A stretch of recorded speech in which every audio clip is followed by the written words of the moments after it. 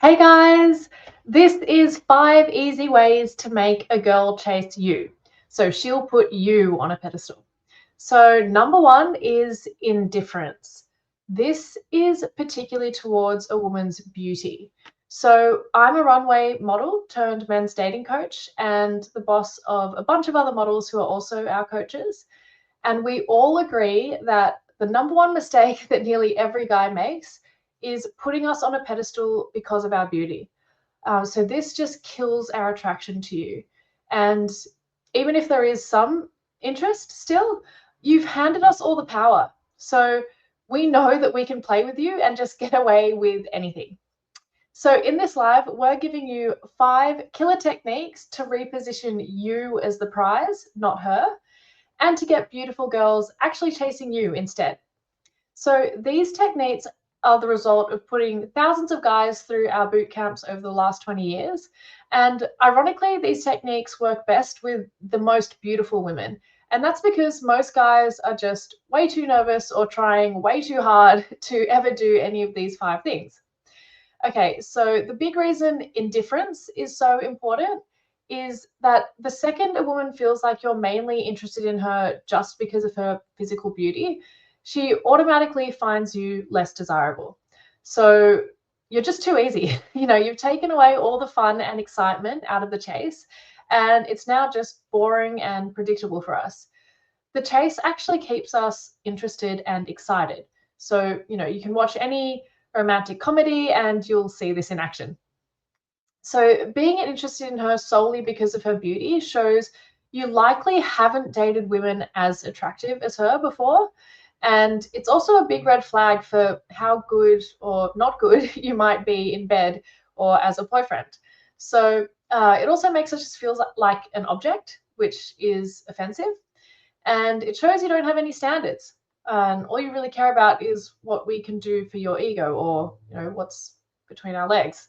And yeah, it's just, if that's not enough to convince you how important indifference is, then, well, it also signals that you are easy to manipulate. So for manipulative girls, that it just signals that you'll be very easy to take advantage of. So in today's day and age, so many men are complaining about toxic women like Amber Heard, but they just don't realize that when they're clearly mainly interested in a woman's beauty, they're signaling to the woman that they'll be super easy to control and manipulate. So how do you actually act indifferent when you're not? Maybe you've been working really hard, or you're just out of a long-term relationship or marriage, and you haven't had a date for years, and you're worried that you're getting into your 40s, 50s, maybe your 60s, and you're just not attractive to women anymore. So how do you act all indifferent now? Well, I'm going to introduce James. Hi, James. So Hey guys. James, we'll go through a bit of this in a second. Just quickly, I'm also going to be going through in about 20 minutes how you can go on a date with me and get some feedback on that. So I'll hand over to you, James. Great. I'll quote one of my other awesome female coaches, Jackie, who you can see all over the YouTube channel, the main channel. I'm only interested in the guys who barely notice me. She probably said this when she was about 25 or 26. And the reason is everyone uses signs for things. If we see something's expensive, many of us assume it's better quality. If we see a big line out the front of a restaurant or a bar or a nightclub, we assume it's good and you want to be there. Girls use the tell of, hot girls use the tell of, this guy has barely noticed me and I'm a model. This guy's barely noticed me and every guy thinks I'm hot. What's going on with him? I got to find out. So yeah. The big question you're going to ask me is, well, I haven't been laid, in years. I haven't been on a date in years. I've been working hard. I just got out of a toxic long-term relationship or marriage. How am I going to pretend I'm indifferent? You want to go to acting school or something? Great question. I used to say when I started as a dating coach, well, man, you just got to start where you are. So, you start with a 6 and a 6.5 and a 7, and you can figure it out all the way up to 10. How do I get a 10? How do I get a 10? What I used to say is start with a 6 or start with a 4 if you're not the most attractive guy, and then just move up the ladder. That's what I did. Now what I say is find a way to make friends with a beautiful girl. A lot of you guys, you meet beautiful girls you work with, or they're friends, or they're maybe dating one of your friends, and you get all sexual of them, or you don't see them as anything important because you can't have sex with them for whatever reason. But no, they're your best assets, because it doesn't need to be a 10. But if you're just used to hanging out with sevens, or you're not even used to hanging out with girls at all, just hang out with women. And then, yeah, I've found, and because a couple of my friends through sport or finance had some pretty attractive girlfriends, I sort of made platonic friends with them. And that just turbocharged me. And some of these girls actually took it upon themselves to try to help me. You can't dress like that, or, one even introduced me to a friend of hers. So yeah, make friends with, if you want to get a 10 quickly, make friends with a 10. That's the sort of whatever Tim Ferriss 4-hour work week hack. Yeah, the thing is, so many guys, when they see a beautiful girl, they're nervous, or some of us are trying to get her, or you don't see them as this huge asset in your life to help you understand beautiful women, which, as Tess says, is one of the most important things of all. Do you have any comments about that? How guys who are sort of used to the continuity of beautiful women are much more dateable than guys who are sort of like, oh, you're really pretty. Can you add anything to that, Tess? Yeah, absolutely. I mean, it just means that they know how to handle themselves. It also means that they're much more not just likely to be really insecure and get really jealous, and like overly protective, um, or be insecure about what we're wearing when we're going out without them, that sort of thing. Yeah, if a guy's he's been with beautiful women in the past, he understands how to deal with that. And also, if he's been able to be with really beautiful women in the past as well, it also denotes that he's got some sort of he's got value himself, and he's also got some level of self-esteem. So it's really important. The first part of the interaction with a really beautiful woman, she's reading a lot there, just in that first few moments. Absolutely. This goes back 12, maybe even 15 years. I was being quite brutally interrogated by two of the world's top dating coaches. I took a bisexual girlfriend of mine to speak at a seminar, and one of them actually took two bisexual girlfriends of mine to speak at a seminar with all these famous people there. It's like, dude, how are you getting these results? At this stage, I didn't even dress that well. And I didn't honestly have a good answer, other than, the women I'm with, I value them other than their beauty. But I realized, because I spent a lot of time hanging out with models, some of them I was dating, others, a male one was a good friend of mine. I learned so much about facial beauty and facial symmetry, and I could look at the hottest girl imaginable and go, oh, she's got a slightly weak jawline and a bit of an overbite, or her forehead's a bit long relative to the rest of her face. It's not necessarily it's not necessarily something you want. It's not necessarily a positive impact on my life in most ways. It makes me too fussy. But it also gave me this thing where I see the hottest girl, and I'm just like, if only she had slightly stronger cheekbones, or maybe her hair could be thick enough. And I think the girls see me checking them out this way. They're like, most guys just start fantasizing about tit fucking me, and you're like assessing me. I mean, and I think that's helped me have quite a bit of the success I do when I look back over the years at how I've been able to get women I shouldn't have really been able to get. So yeah, it's really quite important. Number two, thanks for all the questions. We'll get to them in just 1 second. Number two, and if you guys have any questions on how to be indifferent, I mean, most of you watching are probably 40s, 50s, 60s. Yeah, as I said, divorces, working, the whole Me Too movement scared the shit out of so many people. Just ask us questions about how do you be indifferent. It really is the most important thing to beautiful women. If you can just be around their beauty and barely notice it. Okay, notice a girl, then forget. So a technique I use and teach, and you get to practice on our boot camps a lot, is where a girl walks into a room. I do this a lot at any places. I do this at bars. I do this at places where I'm eating, or cafes. One of my favorites was to do it like a cool grocery a cruel for the Australians, like an IMG or like a New York corner deli where you get girls in the shelves. And I'll just see a girl I like and just look at her and just lock on her eyes, then just trail up and down her body, and then maybe hold eye contact with her briefly. I might even give a tiny little bit of a quarter smile. Then just walk away and go back to shopping for vegetables, whatever the hell I'm doing.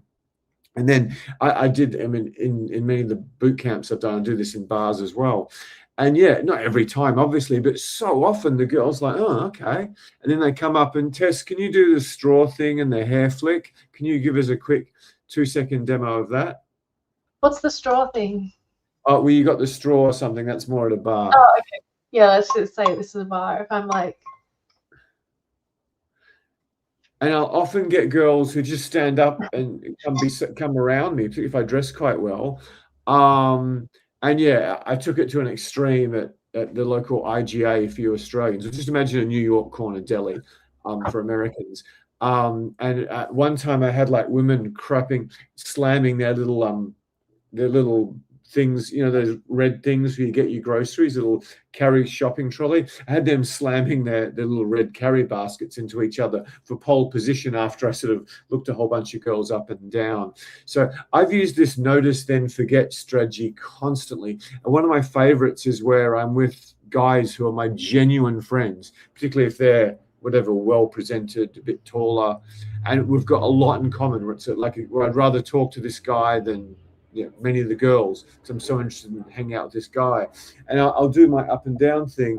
Then I'll glance at the girl and I just ignore her. And then so often, particularly if they're really beautiful, they'll come and hang around. Tess, can you comment on that while I finish my dinner? Excuse me, it's probably not polite to eat on live, but I'm rather hungry. And I've got to eat, otherwise I'll disappear altogether and you won't have a dating coach, you'll just have a skeleton. So, so I think, women like getting attention. Like women love being noticed, but we don't like it when guys are like blatantly just drooling over us, right? So I think that when a guy, especially a guy, it comes across as really confident when he kind of looks you, makes eye contact, looks you up and down, and then just turns away casually and gets on with what he's doing. It's like, oh, he's noticed me, he's given me attention, and but he's not like freaking out or like keeps looking at me and whatever. That comes across really, really confident. And if we when you do that, that confidence, but also the confidence to like make that moment of looking us in the eye and looking us up and down really quickly, that's attractive to us. So we're like, oh, who's this guy, right? And then we're thinking, okay, I'm gonna suss him out, right? So I think that that is a really good technique. Do you want to have a quick look at some of our questions and see what's in the questions section, please? Yeah. Welcome, guys. We've had a bunch of people here. A few familiar names: Steve, Martin, from Sydney, from Melbourne. Hi, guys. Welcome. Great to have you here. A couple of other names: Adam, Landon. Everyone's just saying hi. A couple of a question from Steve. Did you want to get started with the questions, James? We might do one more and then get into it. I just want to say thanks to you guys. We had our second most successful one ever. I think it's because you guys asked a lot more questions and made more comments. Apparently Google loves the interaction. Oh, you've got to save it. Can you guys all do us a huge favor? We'll cut these up into shorts and you'll get so much more value from us rather than having to watch the whole 3 hours. And we'll cut these up into just 5-10 minute videos. If you could just save this and just share it with someone, share it with your mum for all I care, share it with your dog. Just if you could share it, that would mean the world to us. I've got some smart marketing friends, and I'm a dumb marketing person, who say get people to save it and share it and you'll get more, and then do the subscribe and bell thing. But yeah, that would mean the world to us. We might just do one more point and then we'll dig right straight into the questions. Thanks so much for support, guys. Any questions about notice, then forget, or indifference? Next up, we have physical connection. Establish a physical connection. Women love being touched. It is huge. I was traveling just after 9/11, where, every traveler needed to have a anal inspection with a torch and rubber gloves. I'm exaggerating slightly, but you'd get like serious body searches at the airport, and basically you had to do a strip. And there was a woman, I don't know, early 30s, clearly earned a lot of money, like a Chanel style suit, the $8,000 handbag. And she's walking up at the airport, and she's like, oh, and I could see her. She took off her jacket. She had this silky top on, and she took off her shoes, and she stands out, I suppose, like Christ on the cross, waiting to be fondled, basically, by a 4'9" mustached Mexican woman who had probably weighed a lot more than her, even though she was 4'11". And I just remember looking at her face when she's essentially being fondled by this short mustached Mexican woman. She was having the time of her life. Because what you guys don't understand is you've got erogenous zones: penis, head of penis, scrotum, maybe your anus or something. If you're lucky, your neck. Other than that, it's just the Sahara Desert. Whereas everywhere in a woman's body, we just did our advanced event, taught held like that sex and sex positions, like behind their leg and behind their arm and their wrist and the small of their back, and just below their ankles and shit and feet. They get turned on anywhere. So if you can learn to just very, very gently touch a woman skillfully, complete game changer, and it completely separates you from every other loser guy in Australia, America, Canada, England, Sweden, Germany, Norway, much of Western Europe now, because we're just so bad with women. So touching. So I was doing a boot camp in Hong Kong a long time ago, and there was a supremely hot waitress there. I stayed about 3 students, and this one was a long time ago. And I remember she came up to take our order. I thought, well, I better show I've got some skills here. So I came up, and when I did my order, I immediately touched her on the shoulder and said, oh, I'd love to get whatever I ordered, some sort of cup of tea. And then I held really good eye contact with her. And then I can't remember what I said. I said, oh, so what do you love to do when you're not waitressing in whatever part of Hong Kong she was? Then she talks a bit about how she's studying economics, and I studied economics and finance too. So I touched her again and touched again. I remember in the end, she gave me a really good response, and I touched her ever so delicately on the hip, just ever so delicately. But that's quite an intimate place to touch. And she just basically starts coming at me, just based on that alone. And I was much, much, much older than, I think she was 19 from memory.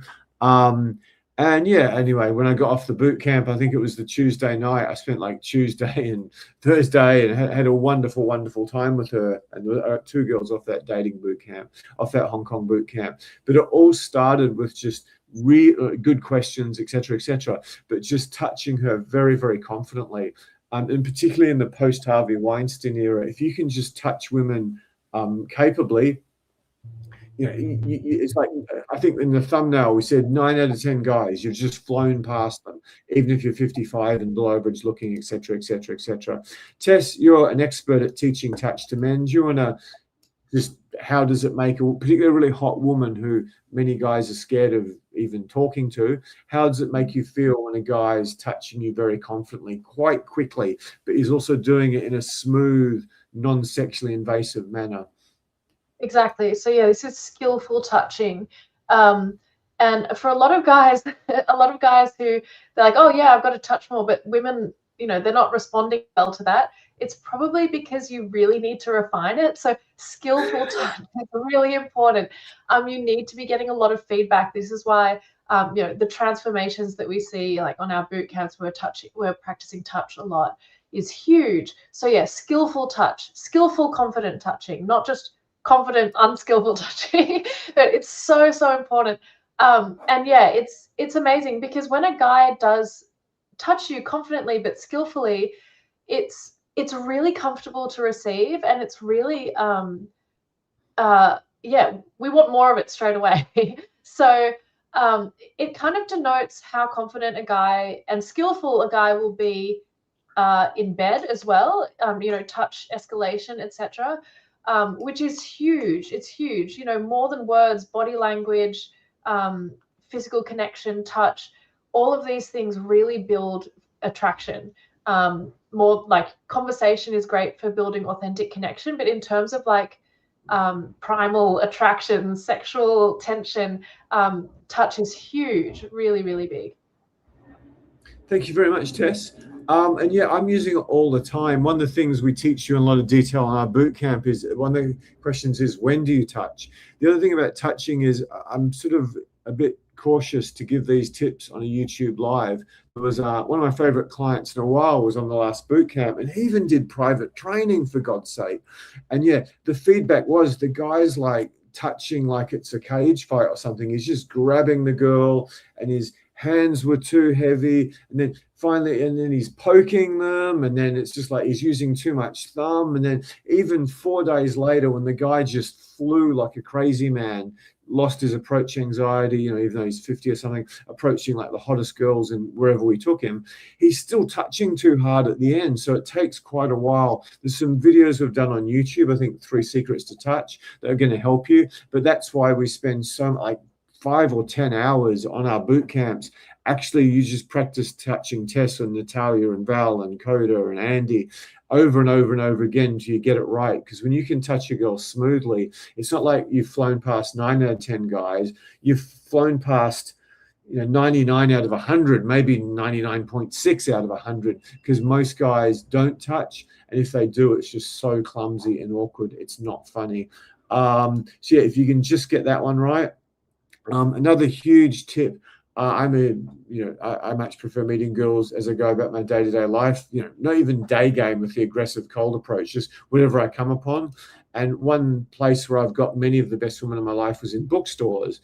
And I might just walk up to a girl and go, so what was the last great book you read or something, talk to them. And then as soon as I get something, they might give me a piece of a recommendation as literature. Like, oh, cool, it's so good you read literature. Tell me more about that book. And I'm straight away touching them in a bookstore within like a minute often. And they're just like, what, this guy is just completely different from every other guy. So yeah, if you can touch skillfully, our videos are going to help you. But if you get the one-on-one, the actual training, it's going to help you massively. That is humongous. I think Tess said at the start, we're going to show you how you can actually get a date with this lovely lady. That's what it looks like there. Where are we? So I always get this one wrong. Here we go. So yeah, this could be what your tomorrow looks like. You get to actually meet Tess on Zoom and go on a date with her. We call it like a date audit. And yeah, former catwalk model. So what's going to happen is you'll practice approaching, you'll practice your dating. The goal is to start to identify and eliminate mistakes you've had that have held you back your whole life and will continue to hold you back if you don't do something about it. And no bullshit, if you are aware of 2 of your top 3, I'd be astounded. And because of what Tess will give you in terms of how to approach her, how to open conversations, fix up mistakes you make in conversation. You should never, if you apply what she tells you and remember it, you'll never have things to say in a dating attraction situation ever again. And dating will just be 10 times easier than it ever has been before. The big thing we give you is you will leave with a custom dating plan, which Tess will write up herself.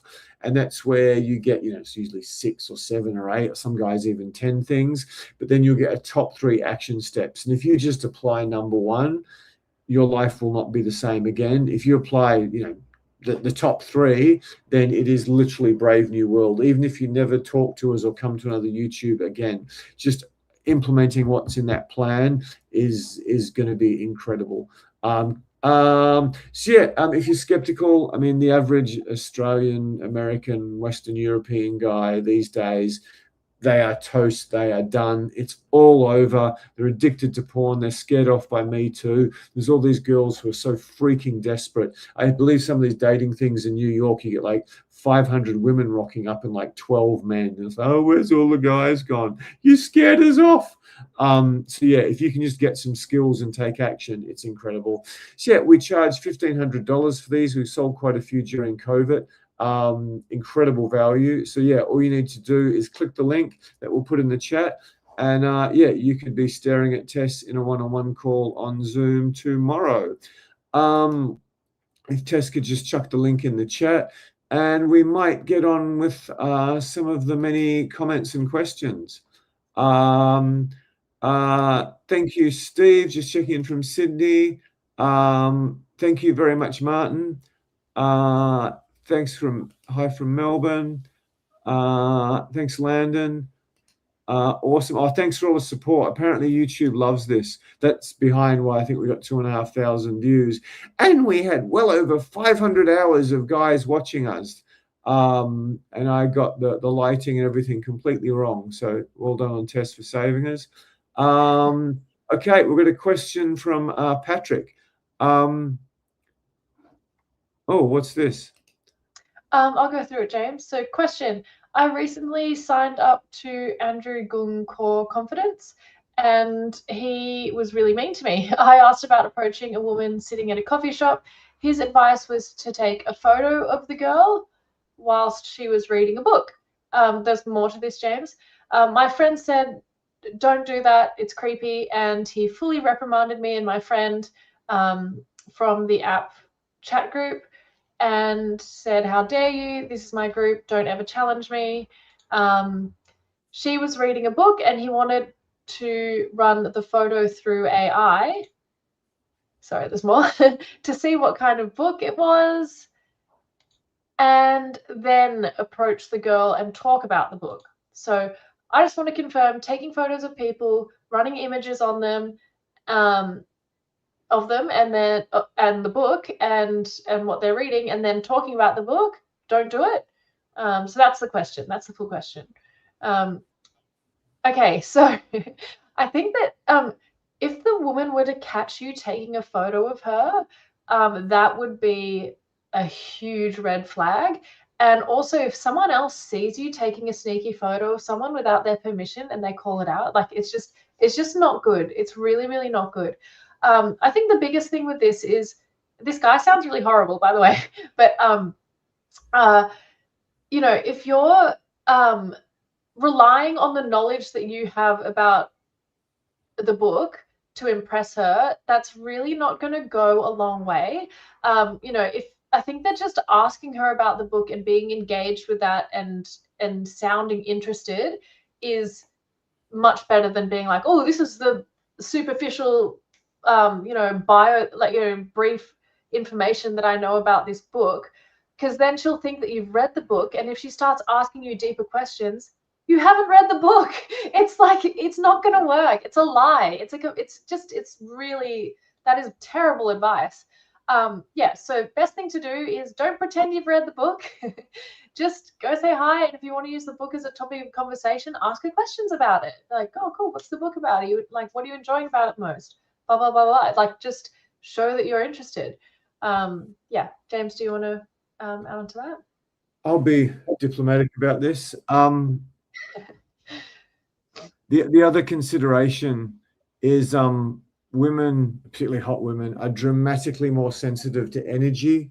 And if it's an attractive girl sitting in a cafe and you've looked at her, she probably knows about it. Even if you're behind her, women somehow have a way where they can feel the energy on you. I can feel it too because I meditate, but women are much more sensitive than me.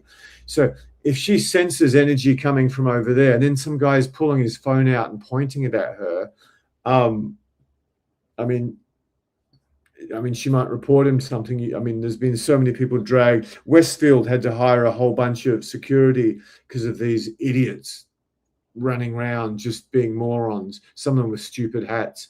So yeah, I mean, you could be escorted out the building. That's a slight possibility. The thing is, she'll sense the energy on you and she'll know something weird happening. She'll probably know you've taken a photo of her. So yeah, I mean, you're putting yourself in a situation where, yeah, you could have a girl who's very, very upset at you, and you could make a girl feel incredibly uncomfortable. I mean, people don't necessarily want random photos of themselves posted, which might be her initial fear. There's something else I was going to say. I mean, books is one of my favorite sort of entrees to sex that in the world. And the number of times, you know, Bondi Beach or Hyde Park or I mean, the Botanical Gardens in Melbourne, I've never done it at Kings Park in Western Australia, but I would. All these places, I mean, Central Park constantly, bookstores, cafes, restaurants. I just walk up and go, oh, hey, what's that book you're reading? Just I go into Steve Irwin vibe where it's like, oh, hey, how you doing? I'm just a friendly guy just chatting to people. So hey, what's that book you're reading? And yeah, like, oh, okay, it's a sociology textbook, or oh, it's this romantic comedy or something. Just yeah, it's just I mean, I just go in with curiosity. Dale Carnegie said it better than any other human being's ever going to say it. Don't be interesting, be interested. Just go, oh, what's that book you're reading? The number of times I've asked girls that and got a good response. And that good response led to a bit of in out, as they used to say in one of the great Kubrick movies, Clockwork Orange. So yeah, I would not suggest that, particularly the take photo in a small confined environment. That could go a wee bit bad. But yeah, great question. So yeah, how's that? What's the book you're reading? I've done that so many times. Now, the only disclaimer to that is I'm really interested in books, and if I see a hot girl, I'm really interested in what she's reading. So it's very genuine for me. Excellent question. Thank you, Patrick. Thanks for handling it very well. Next question, Tess. Cool. Next question. Question from Stevie. What if I've already put her on a pedestal? How do I fix it fast? Okay, this is a bit challenging. If you've already set that precedent of putting it that way, likely you could have already pushed her away a little bit, or if she is just trying to manipulate you or just using you for validation, like, yeah, it's quite hard to come back from. James, do you have any advice on this? I do. That's why I love your guys' questions. Thank you so much. I've been teaching for 20 years, roughly a boot camp a month for most of it. And unfortunately, with COVID, I had this gigantic hiatus. Sorry, I shouldn't use wanky words. Yeah, there's some things I used to teach every boot camp or say often that I've forgotten about. So my rule with girls is she's ugly as sin until you start talking about her and find out why she's interesting to you. You've just got to imagine the girl's ugly. It doesn't matter if it's 22-year-old Adriana Lima or whatever your model of female beauty is. You've got to find out something that's interesting or attractive about her other than her beauty. So you've got to go in and you've just got to tune out to the beauty. You may use the beauty to sort of, oh, wow, look at that, look her up and down. And then either you approach her gently or wait for her to approach you. But as soon as you do that, it's just, she's a dude. You just treat her like she's a dude. That's one of the biggest things. And it's only when you go, oh, so tell me about the book you're reading. And she's like, oh, it's Dante's Inferno. I'm like, wow, an Aussie girl who reads proper literature. We should have you stuffed and put in the Australian Museum of National History. Well, we should report this to the Prime Minister. I'm just being silly. Yeah, and that's when you get excited about her, when she's done something that shows you've got stuff in common or she's done something worth it. So it's all very well for me to say, when you get in a street fight, just breathe through your nose, keep calm, keep your guard up, don't panic, don't let your heart rate get carried away. But I'm shitting myself, and I know you guys will be the same with girls, but try to just to hold off sexual attraction or anything like that until you've found a reason why she's interesting to you. That is a huge one. We'll do a couple more. Thank you, Lee. History Jerk, I think you left a beautiful comment, so thank you so much for that. Still the problem of running out of things to say, going blank when nervous. How do you fix running out of questions? Do you memorize a list of questions, or do you have some special way to practice them? I might just handle that. Now, Tess, you do it all the time. So how do you not run out of things to say? Going blank when nervous. How do you fix running out of questions? Okay, yeah. Do you memorize a list of questions or have a special way to practice them? No, not necessarily. I mean, there are certain open-ended questions which are really good to have in your repertoire of go-tos, because a lot of open-ended questions, like really simple ones, you'll find are quite transferable between topics. So things like, what's your favorite thing about that? Or the biggest, easiest one is, tell me more about that, or tell me more about something you've picked up along the way. So that's a really good go-to, the tell me more. That's going to save you a lot. Sometimes if you just pause and recollect, you can have a question that's, if you ask a question that's unrelated to something that's come up before, the only way that can not feel jarring is sometimes if it's like a creative question, like a some sort of like hypothetical question that's kind of getting some energy and bringing some imagination to the conversation. So that, coming up with a hypothetical one, or having something that, a couple of creative hypothetical questions that you've got remembered that are go-tos for you as well can be a good way. If you go blank as well, so it's really about good listening, first of all. Second of all, tell me more. You can say what else, the what else transition as well. What else do you love doing in your spare time when you're not doing, I don't know, something you've already talked about, let's say. Or sometimes as well, if you're really, really nervous and you just need a break, you can just say, oh, I just need to go to the bathroom for a sec or something, and literally like remove yourself from the situation, collect yourself, think about what the conversation's been about or something new you can start talking about. And that can be a really good way to just reset as well. Excellent. At beginner level, you can have a list of questions. Another thing I'll do, I did for years, is I did this back in 2005. So I didn't have a phone. I had a moleskin diary. I'd carry around this little sort of gay bag, and I'd just pull it out, and I had like help in there. So you can have a few questions. The main thing is, if you start doing Zoom sessions with Tess, we give you a very specific conversation structure with how to start in different situations, how to build connection, how to do sort of the getting to know you stuff, and how to take it deeper. So once you practice that structure, which you'll do with Tess till it's absolutely second nature to you, just like, professional serving a tennis ball or something. Once you practice that a few times, it's quite easy. Then the trick is just to listen. And it's like, oh, so Tess, what's been the highlight of the last 3 months for you? Oh, I went paragliding. I did a yoga course. I went away for a weekend away with my girlfriends, and I've started a pottery course. So the idea is, if you can listen really, really well, then you pick the most interesting thing out of that. I call it bonus information. Oh, okay. Oh, what? You're a paraglider. Tell me about that. But I still want to remember yoga weekend, pottery course, and weekend away with the girls. So if you can just listen really well, which is where so many of you guys struggle, then you tend not to run out of things to say. I honestly swear to God, I cannot remember the last time I ran out of things to say with a girl I was attracted to. I mean, it'd be, I don't know, decades almost. It just doesn't happen, simply because I've worked on my skill of listening, which is what so many of the guys are doing on Zoom with Tess, because she's like, you forgot what I said 10 minutes ago. Bad boy, bad boy.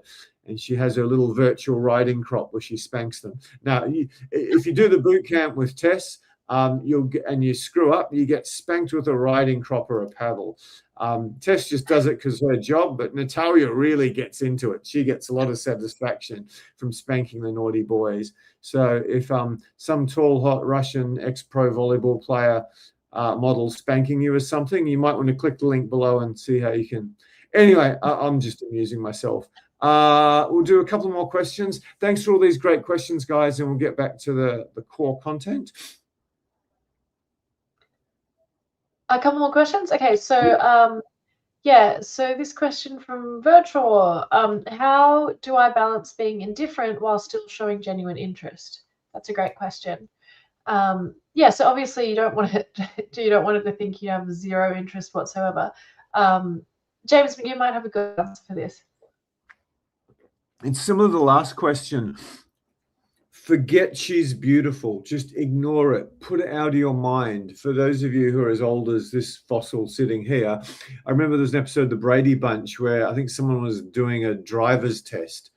And it's like, oh, I get so nervous. I get so nervous. I get so nervous. Just pretend your driving instructor's in the nude. Or if you, I can't remember, it was a Brady Bunch a long, long time ago.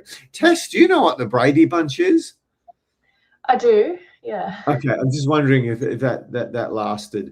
They haven't made a movie about it, I don't believe.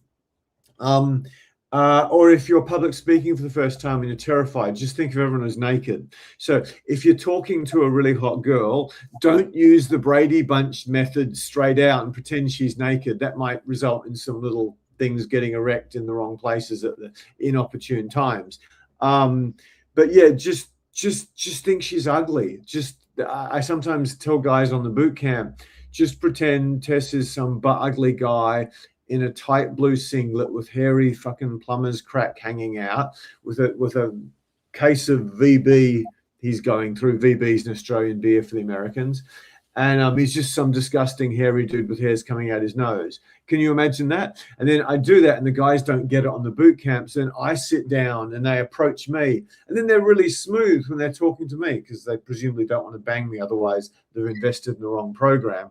So and then as soon as I put Tess back, that they screw up. And one of the other things that happens on boot camps is they'll work with Tess and they'll be really good. They'll be super smooth. About, oh man, you're doing really well. You're going to do really good. Then I put Val down. I swapped Natalia for Val. I've swapped Tess for Val. And then the guy just shits himself and becomes a, loser. Although I was about to say the R word. Oh, that was lucky. I just missed out. It becomes a very intellectually challenged loser when I swap another girl there. So just try to forget how attractive she is, and then try to go, okay, what has this girl got going for apart from her beauty that attracts me genuinely? Because yeah, I've hunted down quite a few attractive girls, even models, just for my ego or the conquest. And yeah, none of them went very far because it was usually quite boring. In one case, I found out how wonderful she was after we had a lot of sex, but generally it's not going to go that well. Okay, we might get back, and then thank you for these questions. If you've got any questions to ask, please throw them at us. We've got questions on being indifferent. We've had a few great ones of them already. Notice, then forget. So sort of look her up and down and then just ignore her basically, and hopefully wait for her to come near you. And then touch, establish a physical connection. This is so powerful for women because women love being touched. Okay, and next up we have make friends with everyone. Make friends with everyone. This is one of my specialties. And I'll start you guys with a quiz question. Who here has done one of those Kentucky tours or one of those tours where you hop on a bus with 50 other Australians and Canadians and South Africans and English and a few Swedes and Germans, the odd American, and you drive around Europe, or who knows, you maybe drive around America? Who's done one of them? If you could just answer in the chat, that would be really helpful for me.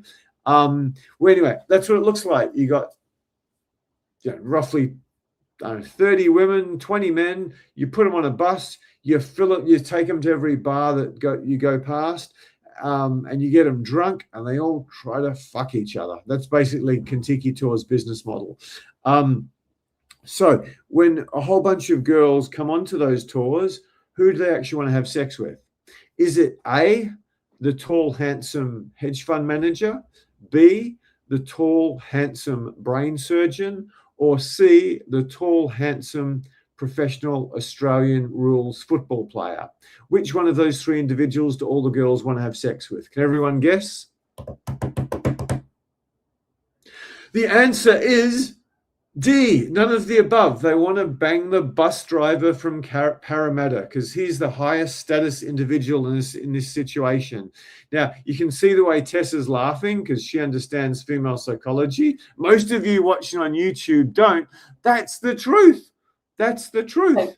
The tour guide. Oh, the tour guide. The bus driver sounds better. Tess, explain why you'd rather bang the tour guide than the AFL footy player, who's way better looking, way richer, way more famous.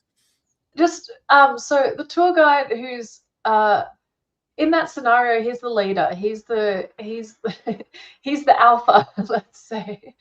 He's the one who's telling everyone what to do. He's the one who's got all the knowledge and the insight and the expertise, and he's the one who's standing up in front of everyone, leading everyone. That's attractive to women. It's undeniably attractive. Yeah, especially if you're in another country and he's got a sexy accent or something. not like some Australian tourist who's also on the tour. I might get myself in trouble here, but does this recollection come from any first-hand experience? No, like I definitely, this isn't, that's not a specific personal experience, but I absolutely agree with what you're saying here, James. You know, I've been on, I don't know, like scuba diving tours or other little things like that, where there's always something about the instructor. I don't know what it is. I'm like, that guy's not even that hot. I don't know, but there's something that's alluring. There's something that's really attractive about, being in that role. Yeah. So yeah, women want leaders, and you can sort of hack the system by just making friends with everyone. This is one that, like, forget pickup artist cold approach nonsense. You got to do cold approaches to build your skill set, and you will get sex out of it once you get good. But it's all, social coach is all about social engineering. It's all about social engineering. So quickly, Charles Darwin 101 from the book Descent of Man. Men want youth, beauty, and fertility.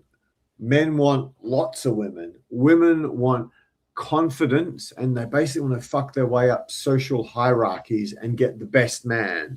So men want lots of women. Women want the best man, and that's so many of the problems of humanity.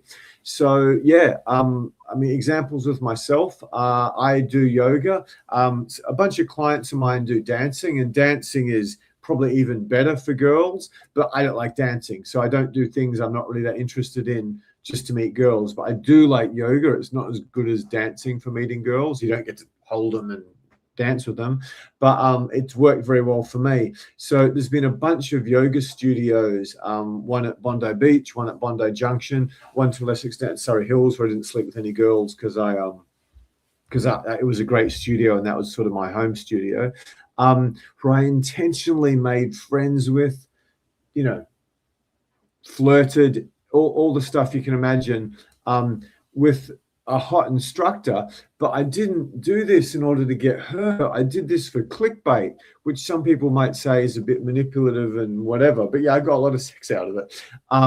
So yeah, I just used the girls as clickbait to get other girls. And when I've done all these hundreds of boot camps, at least well over 100 boot camps, I do this in bars as well. And that's one of the reasons I've slept with quite a bunch of girls in bars, because I'll sometimes even tip a cute barmaid, and I'll be talking to her and I'll be touching her. And then all the girls, the punters in the crowd, are often way better looking than the barmaid.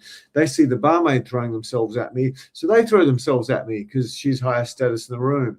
So yeah, it's just become the leader, become the high value man in the room. If you're not, use the skills that Tess and I teach you to engineer it. The same crap that the guys who book a session with Tess tomorrow or Tuesday, the same thing you do on Tess. You say you're a guy who likes to go to the gym and work out, the same stuff that you can practice on Monday or Tuesday with Tess. Say you join a new gym or your existing gym, you use that on the coolest, hunkiest personal trainer with the most social skills, and you use it on the sexy receptionist they hired so all the guys drool over her. You use her like I did. You use her as clickbait to get all the girls who go to the gym interested in you, because if whatever her name is, Clara, the 22-year-old with the killer chest and the big blue eyes, if she's always talking to you and sort of flirting with you a bit, and sort of a friend of yours, and you're seen with her every time you go to the gym, women are just going to throw themselves at you non-stop, just non-stop, never stop. Because yeah, women want to fuck their way up social hierarchies. We just want big boobs and skinny girls with pretty faces. So, and it's so far apart. So you've got to do the stuff to get the women. And it doesn't matter if you're 58 and you're a bit overweight and you're balding and you're all grey, blah, blah, blah, blah, blah, blah, whatever your excuses are. If you can become a leader, I don't want to say none of that matters, but that stuff just pales into insignificance. It just goes into the background. Tess, did you want to share anything more about that? No, I think you covered that one really well, James. Yeah. Okie dokie. So yeah, any questions about how to be the leader, how to be the high value guy? This is one of the key things you've got to get through your thick head. It's not about being tall, rich, and handsome. Yes, if you've got no skill and you don't take any action and you're tall, rich, and handsome, yeah, statistically, some girls are going to come and essentially pick you up. No doubt whatsoever. So if you leave women to their own accord and you put a bunch of female mice in an experiment with mice, and you get scientists watching them, and then you give the males some drug to just make them completely asexual. They don't care about women. They don't go near them. And then you see the female mice eventually go, well, I want some male company, or I want to have a kid. So eventually the female mice start approaching the male mice. They're going to go for the larger, better looking ones. It's obvious. But in the absence of that, it's the mice who are the most skilled at making alliances with other high value mice and going after girls. They're the ones who's going to get all the girls. So yeah, I can't highlight this point enough. Okie dokie. You want to get back to questions, Tess? Yeah. There was a question here from Peter Dixon. If making friends with beautiful women helps to meet beautiful women, would you say being mates with a gay guy also helps to meet beautiful women? It's definitely not the same. Yeah, it depends on the guy as well. I mean, how would a girl know that the guy's gay? Yeah, it's not the same as the beautiful women. It's not the same, but I've had to make friends with hairdressers and makeup artists and all sorts of model hang-oners in order to get my way with models. And in one case, one guy was hitting on me savagely. I'm like, oh man, if I was ever going to be with you, you're absolutely gorgeous and you're such a good guy. But anyway, but yeah, I mean, he showed enough interest in me because he was incredibly confident and smooth and funny and charismatic. The girls were like, oh, why is he gay? I wish he was straight. So yeah, I mean, if you hang out with, like, I often, not because it's manipulative, I've had quite a few black friends. A lot of them I play basketball with.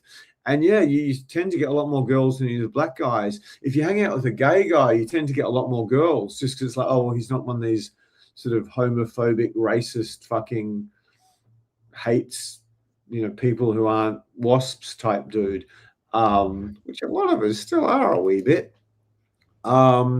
So yeah, it's not the same strategy as Tess says, but yeah, having gay friends can really help. When I was studying acting in New York, I wasn't really a close friend, but I hung out with a gay guy quite a bit, and he was lovely, and he was an amazing singer, and we acted together and some stuff. Okie dokie. Next question. Great question, Peter. Yeah, good question. Sorry, just quickly, if you missed the beginning, the idea behind making friends with beautiful women is that you're used to being around beautiful women and not being weird and nervous and I don't know, yeah, just putting her on a pedestal. Like, you can just treat her like a normal human being, right? So that's get used to being around beautiful women and being comfortable in their presence and being friends with beautiful women. Because then when you approach a beautiful woman, you're not just freaking out and doing weird stuff. Okay. So another question about indifference from Martin. This is quite similar to what some we've already answered. How do I show indifference to a beauty without seeming cold or disinterested? So yeah, we've talked about this, but yeah, I guess the fact that you're similar to what I just said, the fact that you're talking to her and engaging with her and wanting to get to know her beyond just her beauty, that's showing interest, right? But you're not making it about her beauty. You're not just saying, oh, hi, I really want to talk to you because I think you're really beautiful, or by the way, you've got really beautiful eyes, or whatever it is. That's not what you're talking about. You're just talking to her about what her interests and hobbies are, and what makes her heart sing, what's really unique about her, you're finding out about her. So it's not about her beauty. That's the difference. Yeah. To some extent, you do need to show a bit of disinterest. I forgot to say it when I did the first point. So can you put the indifference slide back up quickly, or banner? Yeah, every time I've got a model, or every time I've got a really beautiful girl, at some point, and in some cases, like at 25 points before I got to sleep with her. I needed to make her believe that I was just going to walk and not turn around. And I would have never, ever got to the next level unless I did. I can think of 2 girls off the top of my head where it was just horrendous. I just had to constantly go, okay, I'm leaving. Okay, I can't put up with this. Listen, you're wonderful. You're obviously incredibly attractive. We've got so much in common. I really enjoy being with you, but I'm just not putting up with this bullshit anymore. And I just walk and leave. Sometimes I've even texted other girls when I'm on a date with them because I just can't be bothered with their bullshit and their games and tests. So many women, one of their big women's tests is, I want to know that he's going to leave and not turn around and chase me. And that's only then you can actually get them involved in the chasing. Can we get back to, I think it's, I'll do it, point 5. Have we done 5? No. The eye connection. Okay, the eyes are the window to the soul. Do not get this wrong for 1 second. Okay, I'm guessing there's a lot of Australians and Americans here, a few Canadians, English, and then a smattering of Germans and Dutch and Swedes and Norwegians. That's usually our audience. So you guys all suck with women. Sorry to tell you that. Even the French aren't that good these days with globalization. Even the sort of Spanish and Portuguese aren't, and Italians even aren't what they used to. I think the Italians are still holding out a little bit. So yeah, you've just got to, just when you're talking to a man, when you're talking to a male friend, let's say you hold eye contact 50% of the time. What you want to do is, particularly with attractive women, you want to practice. So when you're talking to random attractive women, rather than hold 50% eye contact, you might slowly move up to 55 and 60. And you want to get to the point where you can confidently look into the eyes of a beautiful girl who's a receptionist at your gym, or she's works at some organic restaurant somewhere or some organic cafe, and you want to be able to hold her eye contact 100%. Even when you just first meet her, if you can hold 100% eye contact, or even 90%, that sends signals of this guy's really confident. Excuse me, I'm going to shut my door, it's a bit of noise. This guy's really confident. And then they're starting to go, oh, is he interested in me? Because a lot of European guys will hold much higher eye contact than us Americans, Australians, Canadians, etc. And then you want to get to the point where you're confident enough to hold a girl's eye contact close to 100%. The only time you're not holding her eye contact is when you're like thinking of what to say next. Now, if you can, like, I do this with, like, you name it, like girls who work in bookstores, girls who work in yoga studios, some girl I talk to at a yoga studio, girls I meet in bookstores. I'm constantly doing this. That's probably why I've had so much sex out of bookstores, because I'm just holding very strong eye contact. And yeah, but an extreme example of that was I was in New York, and I was on a boot camp, and an exceptionally beautiful girl walked in. And I did my look her up and down thing. And it worked, because I've been doing that all night. This is when I was very promiscuous and confident, and I was already seeing a very attractive girl at this point. And so anyway, she got her friends group, which was about 5 or 6 girls, and she just sort of stood there. And I don't want to go into too much detail, but she's looking at me, I'm looking at her, and I just kept staring at her, and not staring, I just kept looking at her, and she kept looking at me. And eventually, again, I was very confident. I just went like this. And she's like, and she looks away like she never saw it. And then she does it again. I just keep looking at her. I go like that, as if you come to me. And eventually she gets closer and closer and closer. Then I'm like, and she goes. And then eventually, I don't know how far away she was, like 10 feet or something. Eventually, I just said that, and she'd already come 15 feet or something. I usually tell the story in more detail than this, but we'll do it quickly. And then eventually, when she was about 10 or 8 feet away from me, I just held my hand out like that and stared at her and stared at her and stared at her. And she sort of looked away and pretended it wasn't happening. And I just stood there like a statue for, I don't even know, 30 or 40 seconds. My students were just going, this guy's fucking weird. But I just didn't look. I just locked eyes on her when she looked away. And eventually she came and she grabbed my hand, and I pulled her into me with full force, and these huge Colombian boobs slammed into my chest, and she just grabbed my head and started kissing me, like in the middle of the bar. I usually say, don't kiss girls in bars ever, but she started kissing me. And yeah, it took a little bit of a battle to get her out of there, but yeah, I was had a rather pleasant night, and no one does it like Latinas, and I personally put Colombians a wee bit ahead of even the Brazilians, and the Brazilians are pretty good. So yeah, eye contact, eye contact, eye contact. It completely separates you from every other guy. It shows you're sexually confident and shows you're confident in yourself. And it's very sexual without being grabbing a boob or something. Tess, do you want to add anything to that little anecdote from back when I was really good at this stuff? No, yeah, absolutely. I agree completely. The eyes are the window to the soul. It's the closest thing to physical touch that you can do. And again, it really does show so much confidence when you can hold eye contact. You know, yeah, if when you're in conversation with it, you know, first of all, sorry, before you've even spoken to the woman, if you lock eyes with her and there's that lingering eye contact, you've already had a moment there that's like, okay, you both know that you've seen each other and there's been, you know, yeah, some sort of connection already. So if you're able to do that before you actually introduce yourself to a woman, that's going to be a huge advantage.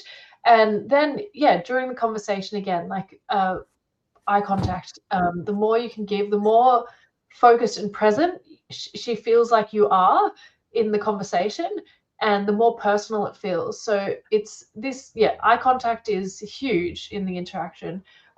Similarly, you know, if you use eye contact while pausing in the conversation, that can be a really strong way of building sexual tension as well. So yeah, it's really important. Again, it's like on par with touch. Yeah, it's really important.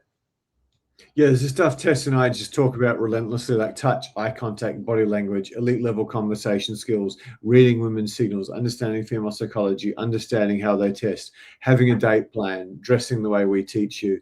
And yeah, it's just like these things, you just get an okay handle on all of them. Your life just changes much more so now than ever before, simply because of the whole post Harvey Weinstein, everyone's shopping, working, exercising, watching comedy, watching movies at home on their TV or their devices. So yeah, women are just catastrophically lonely right now, which is good for you guys if you take some action. If anyone wants to take real unambiguous action, click on the link below and book a date with this lovely one here. Okie dokie, let's get onto these questions. I think we've had some great ones.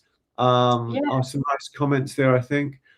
Again, thank you so much for the support, guys. Because of you guys, you know, making comments and asking us questions, and hopefully you got to save it. Everyone, save this and send it to anyone. Send it to your dead relatives, like the voting system in most of the countries in the world now. Just send it to anyone you can. YouTube doesn't care. Just the more shares it gets, the more people we come on, the more videos we make for you.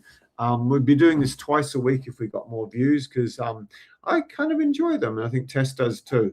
Okie dokie, back to the questions. So save the thing, just hop in. I don't even know how to save the thing, so I should learn how to save it. I'm an old dope myself. Learn how to save it, share it. I know how to share, and then the whole like, subscribe, and ring that bell, and we'll make many more of these for you. Tess, do you know what we're up to in the questions? Yeah, we have a question here from Landon. How does my age and life experience help me become the prize? Whoa. Would you date yourself when you were 21? The answer for nearly every man I've ever known is a resounding no fucking way, mate. You had no money. You had no idea what to do in bed. You'd probably never traveled. If you did, all you did was got drunk. You'd probably read no books. You hadn't had any career success. You hadn't really achieved anything other than drinking a lot of beers. And some of you may have been good at sport, or some of you may have got good exam results or got into law or commerce or medicine or something, or got a great trade. You basically had nothing going for you. Some of you may have lifted weights and had nice abs. There is no reason an Australian, American, Canadian, English man would ever want. There's no reason any half sensible 23-year-old American girl would ever want to date the average 23-year-old American man. Just the way women mature, a 23-year-old fairly intelligent woman's probably the maturity level of a 40 or 45-year-old man. That's why that's good dating matchups, because we're at a similar stage in life. And the more successful the guy is, the more money he has. Generally speaking, the more immature he is, because money allows you to stay a kid longer than if you've got to worry about food and stuff like that. So yeah, so many guys come to me and they're these amazing dudes. They just need a bit of a polish and learn a few more skills, and they're very desirable men. So I don't know you personally, Landon. Great question. Just write a list. I've traveled here. I've achieved this in my career. I've mastered these hobbies. Potentially you've dated an attractive woman before. Potentially you've had a 15-year relationship that produced kids. You've learned so much relative to the average 20-something American, Australian, Canadian guy. So yeah, there's a reason so many women want to date older and not their own age. It's because they're leveraging life experience. They're getting rid of the chronic immaturity. Tess, many YouTube lives ago, made this great comment. When you did start dating older guys, you're like, oh, this is why my girlfriends do it. It's like all this nonsense and all this drinking and all these street fights and bros before hoes. And it's like, this guy just wants to go for weekends away and take me traveling. And the sex is much better. Even if he doesn't have quite the abs or muscles. Could you maybe talk about roughly what you said then, how you did it for the first time? You go, oh, I see what the big deal is now. Yeah, yeah. The first time I did date a guy who was a bit older, yeah, it was. This was after coming out of a long-term relationship with a similar age guy, and this is when I was in my early 20s, and yeah, no, it was just a world of difference. This guy wasn't even, how old was he? I was 19 and he was 20. I think he was 24 or something. No, sorry, 27. So what's that? That's only 8 years, but for a 19-year-old and a 27-year-old guy, I think that's yeah, it's a big enough age difference for me at that stage, who had only dated guys who were the same age as me.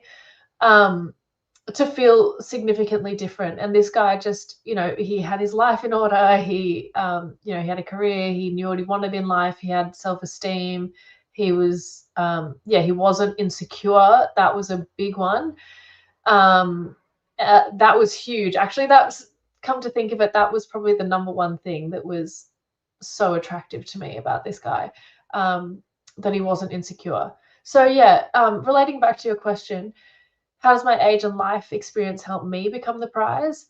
Again, because you probably have a lot more idea of who you are as a person, and you're a lot more grounded. You know what you want in life. You you don't take shit from people. You just it means that you're not insecure around beautiful women, potentially, due to your level of self-esteem, hopefully. And yeah, you're not just acting like a dumb teenager who's going out and partying and doesn't know how to treat women and doesn't know what they want in life, yeah, etc. So yeah, hopefully age and life experience will translate to high level of confidence for you, which is the main thing. And yeah, and potentially also your relationship experience and bedroom experience as well. Those are also really big. So yeah, life experience, especially travel, all of that stuff, it just naturally helps to make you the prize. Okay, so moving on to the next question. Let's go to Steve. Steve is asking, can this help reduce my approach anxiety and fear of rejection? Okay, so Steve, yes, but I'm just going to put it out there. The biggest thing that's going to help you reduce your approach anxiety and fear of rejection is to book a date with me, because this is specifically what we work on. So yeah, the link is pinned in the chat. I have availability over the next 2 nights. And yeah, I mean, talking about all this stuff, listening to all this content is great, but what's really going to help is when you put the skills to practice, right? Especially with me, we actually role play a date. So it's you approaching me, trying to get to know me, like what you like doing a cold approach to a woman you've never met before, right? So if you have approach anxiety and you have fear of rejection, and that's something that you know you have no confidence with, then practice it with me in a safe space where I can give you all the feedback of what you're doing right, what you're doing wrong, and help you straight away. And it is really fun, and it's actually really easy, guys. So yeah, we see huge transformations after even just a couple of sessions. So yeah, I'd love to work with you. That's a great point Tess makes. I'm a complete wimp. I got bullied a lot as a kid, and I was so skinny and small. But I think I was around early 30s, and I did boxing, and I was a pretty good athlete. I've got lots of fast twitch muscle fibers. So I did some sessions with a guy in a group, and then I worked with one of his coaches, and they taught me how to throw a pretty savage punch. So if I had gotten a street fight with someone who couldn't fight, I could have really fucked them up badly, like seriously. And a guy who beat the living crap out of the Commonwealth Games silver medalist, who was one of the coaches there, who sort of became a friend of mine, he says, I know you're not like a proper fighter, but if you put your mind to it and really trained hard, you could be really good because you got quite long arms and you got a huge punch. So just doing those 6 private boxing training sessions, I'm not going to beat up someone who can fight. I'm not going to be going around beating crap out of bouncers. But if I am in a situation where I need to act and that other person can't fight, I could break their jaw if I wanted. So, and there was just like 6 sessions that took me past 90% of the population. Again, if anyone wants to pick a fight on me, you're probably going to lose. I mean, these little pathetic, I've got 3-degree hands. I mean, if I punched hard enough, I'd probably snap them. I'd probably break all my hands before I broke your face. So yeah, great point. Next up. So question from Landon. Does this work better with younger women or women my own age? I am 50. I would say it works with all women. Yeah. It works insanely well with all women, but I think Tess might have said in her intro that what we're giving you tonight will work the best with the highest value, most desired women who all the other guys want, which presumably is going to tend on the younger side.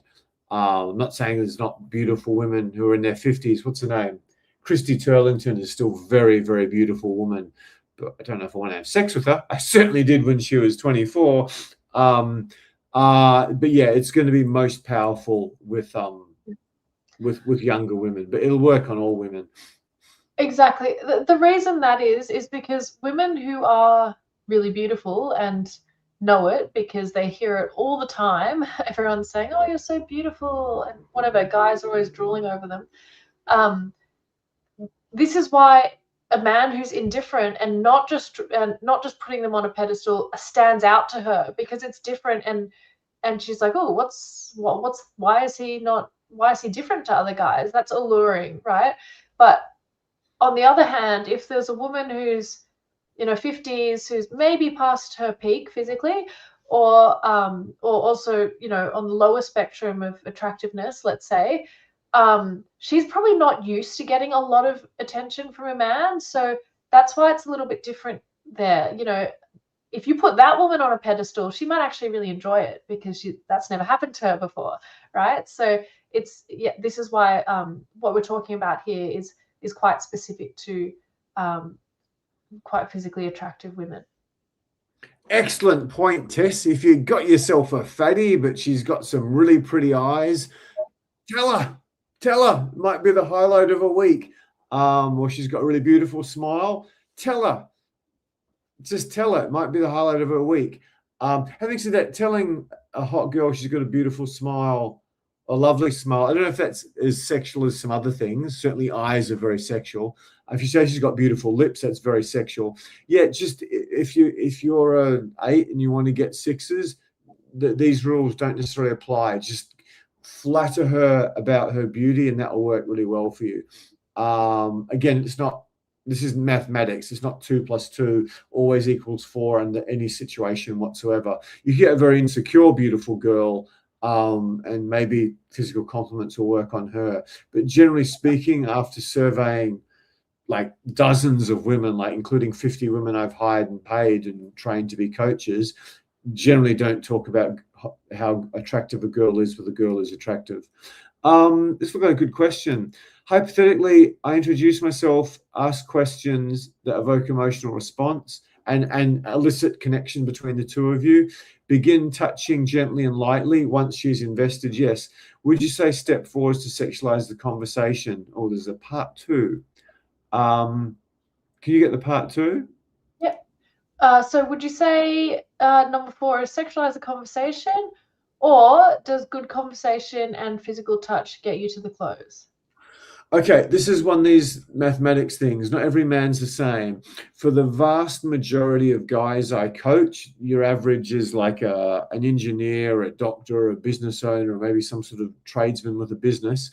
Some guys who've got big companies and a lot of responsibility.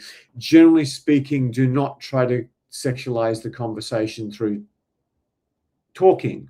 Now, if I happen to coach Russell Brand, who's probably not one of the people who most need Tess and I's services, and he said, "Oh, can I make it sexual?" I'd go, "You fucking make it sexual as much as you want," because he's extremely talented at making it sexual. But a lot of girls would think he's gay. That's his thing. He's this sort of dandy, sort of not feminine, not masculine man at all. He can make it very sexual and is extremely good at it. But the vast majority of guys who end up on my boot camps, I mean 97, 98%, you generally should not be trying to make something sexual to take it to the next level. It's like the iconic saying by a guy called Fred Stolle, who used to be a good tennis player, then became an iconic tennis commentator.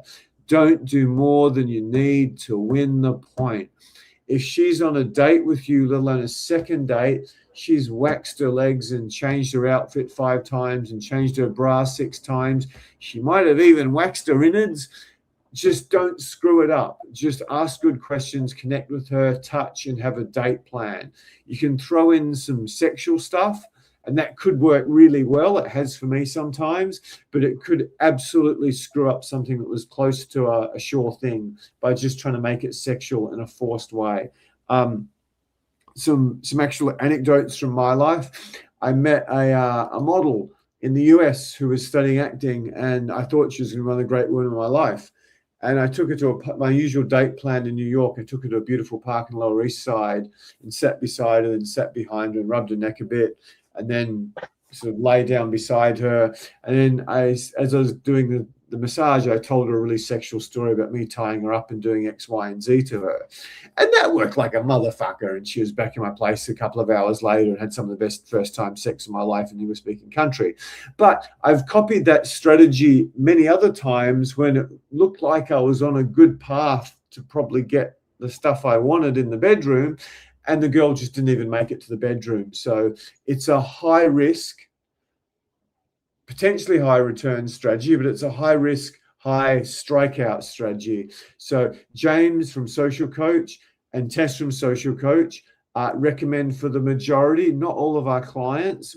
If we haven't coached you, we can't know for sure. You could be Russell Brand. Russell, are you watching? If so, just leave a comment. Yeah, it's going to work like a motherfucker for Russell Brand. Probably a few other people. I can't think off the top of my head. But for the majority of guys who are sort of more masculine, educated, slightly serious dudes who don't dress all fancy and aren't all flamboyant and wonderful and splendid, then yeah, I would probably suggest stay a long way away from that. Now, I know a lot of other dating coaches tell you to sexualize the conversation, but I'd like to see some of their results as distinct from just copying mystery method like so many of them do. So yeah, don't do more than you need to win the point would be my answer to that. Next question. Yeah, I agree. It's a lot stronger to have sexual undertones, let's say, in terms of touch, eye contact, body language, than overtly saying something sexual. There's that sort of like mystery, and women love that, you know. So the touch is going to be, yeah, touch, eye contact, body language, etc. That's going to be the winner for you. You don't need to rely on sexualizing conversation. Okay, so a few comments here. Just looking down at her lips with lots of eye contact and looking down at her lips can be insanely sexual, but it's not overt. Yeah, exactly. You're sending the message that I'm thinking about kissing you right now, but then you look back up at her eyes and she's probably thinking like, oh, is he looking at my lips? You know, that's quite sexual, but you haven't said I want to kiss you. But you sent that message with the eye contact. So that's something that we teach as well. And some of the girls get a wee bit drippy whippy down there if you look at their eyes for a long time, then drop down to their lips because they're anticipating what could be coming next. If you don't screw it up and do something silly, which us guys, including me, are very good at. Next question. This is a bit off topic from Lee, but which AFL football team does Tess and James support? Oh, God. Um, I'm not a big AFL fan, but I'm from Sydney, so I suppose the Swans. James, do you have a preferred team? I played with a couple of guys who played pro football back a long time ago. I love the game. I love sport. I love playing sport. I think Australian football is pretty much the greatest sport in the whole world. I think it's a tragedy that LeBron James and Michael Jordan and Sean Kemp and a whole bunch of other NBA players and possibly some football players. I think it's a tragedy it's only played in one country, in half of one country essentially. But I don't actually support any football team. I should probably say the Eagles because that's what everyone I grew up with supported. But yeah, I wouldn't know a West Coast Eagle if one of them came and punched me in the nose. I knew a few of them way back in the 90s. And I played football with a couple of them. Love the game, but I can't say I watch it. Michael Jordan, unfortunately or fortunately, killed sport for me. So I never really watched sport again unless Anna Kournikova was playing. But that wasn't so much for the sport. That was more for Russian legs and boobies. Back when I was not very good with the women's. And it was, Tess, I'm not sure if you know that. You know the internet as it exists today. The internet all started with Anna Kournikova. Guys would share photos of Anna Kournikova and it would take like, you'd start downloading and then you go to lunch and you'd look again in half an hour and then you'd see the top of Anna and you'd have to wait to get to the bottom, or sometimes it went the other way. That's how the internet started, with guys sending each other pictures of Anna Kournikova. Can anyone remember that? So yeah, this is a long time ago in a land far away. I think we still had big plastic things that we played music off as well, that you couldn't have 25,000 of them in your pocket, in your phone even. Wow. And we've got AI. The world's changed so much since we were boys. Next question. Okay, another question. Comment from Lee, who says, "I've dealt with so many mind games from women." Okay, Lee, I'm sure you're not the only one here. Women play mind games, and we're here to help you navigate that as well. I actually recommend looking at our live from last week, which was a lot about these sorts of things, if that seems like it would be really relevant to you, Lee. But yeah, understanding a bit of female psychology and the game playing in the early part of dating can help you a lot there. Yeah, it's the reason women play mind games is not just to toy with you. it's because they're trying to figure out what kind of guy you are. Can you deal with these things? Can you how are you going to react to certain things? Yeah, she's trying to weed out whether you're like a really insecure guy or a really reactive guy, or yeah, all these things. That's really important for us to figure out. So that's why we play games. Lee, the thing Tess was referring to is something we do for our actual students. It's quite advanced. We like to teach you touch, eye contact, body language, conversation skills first. We do teach some mind games in the first course. But yeah, just to help you understand, I'd have given anything if someone explained this to me, even at 33. We are 60, 70% stronger in our upper body, and I think 40 or 50% stronger in our legs. And we're obviously much more prone to violence. We've got vast amounts more testosterone. So women have evolved. I mean, I think humanity as we know it's been around for 50,000 years, at least according to Sapiens. You need to Google that. I'm not any sort of biologist or anything.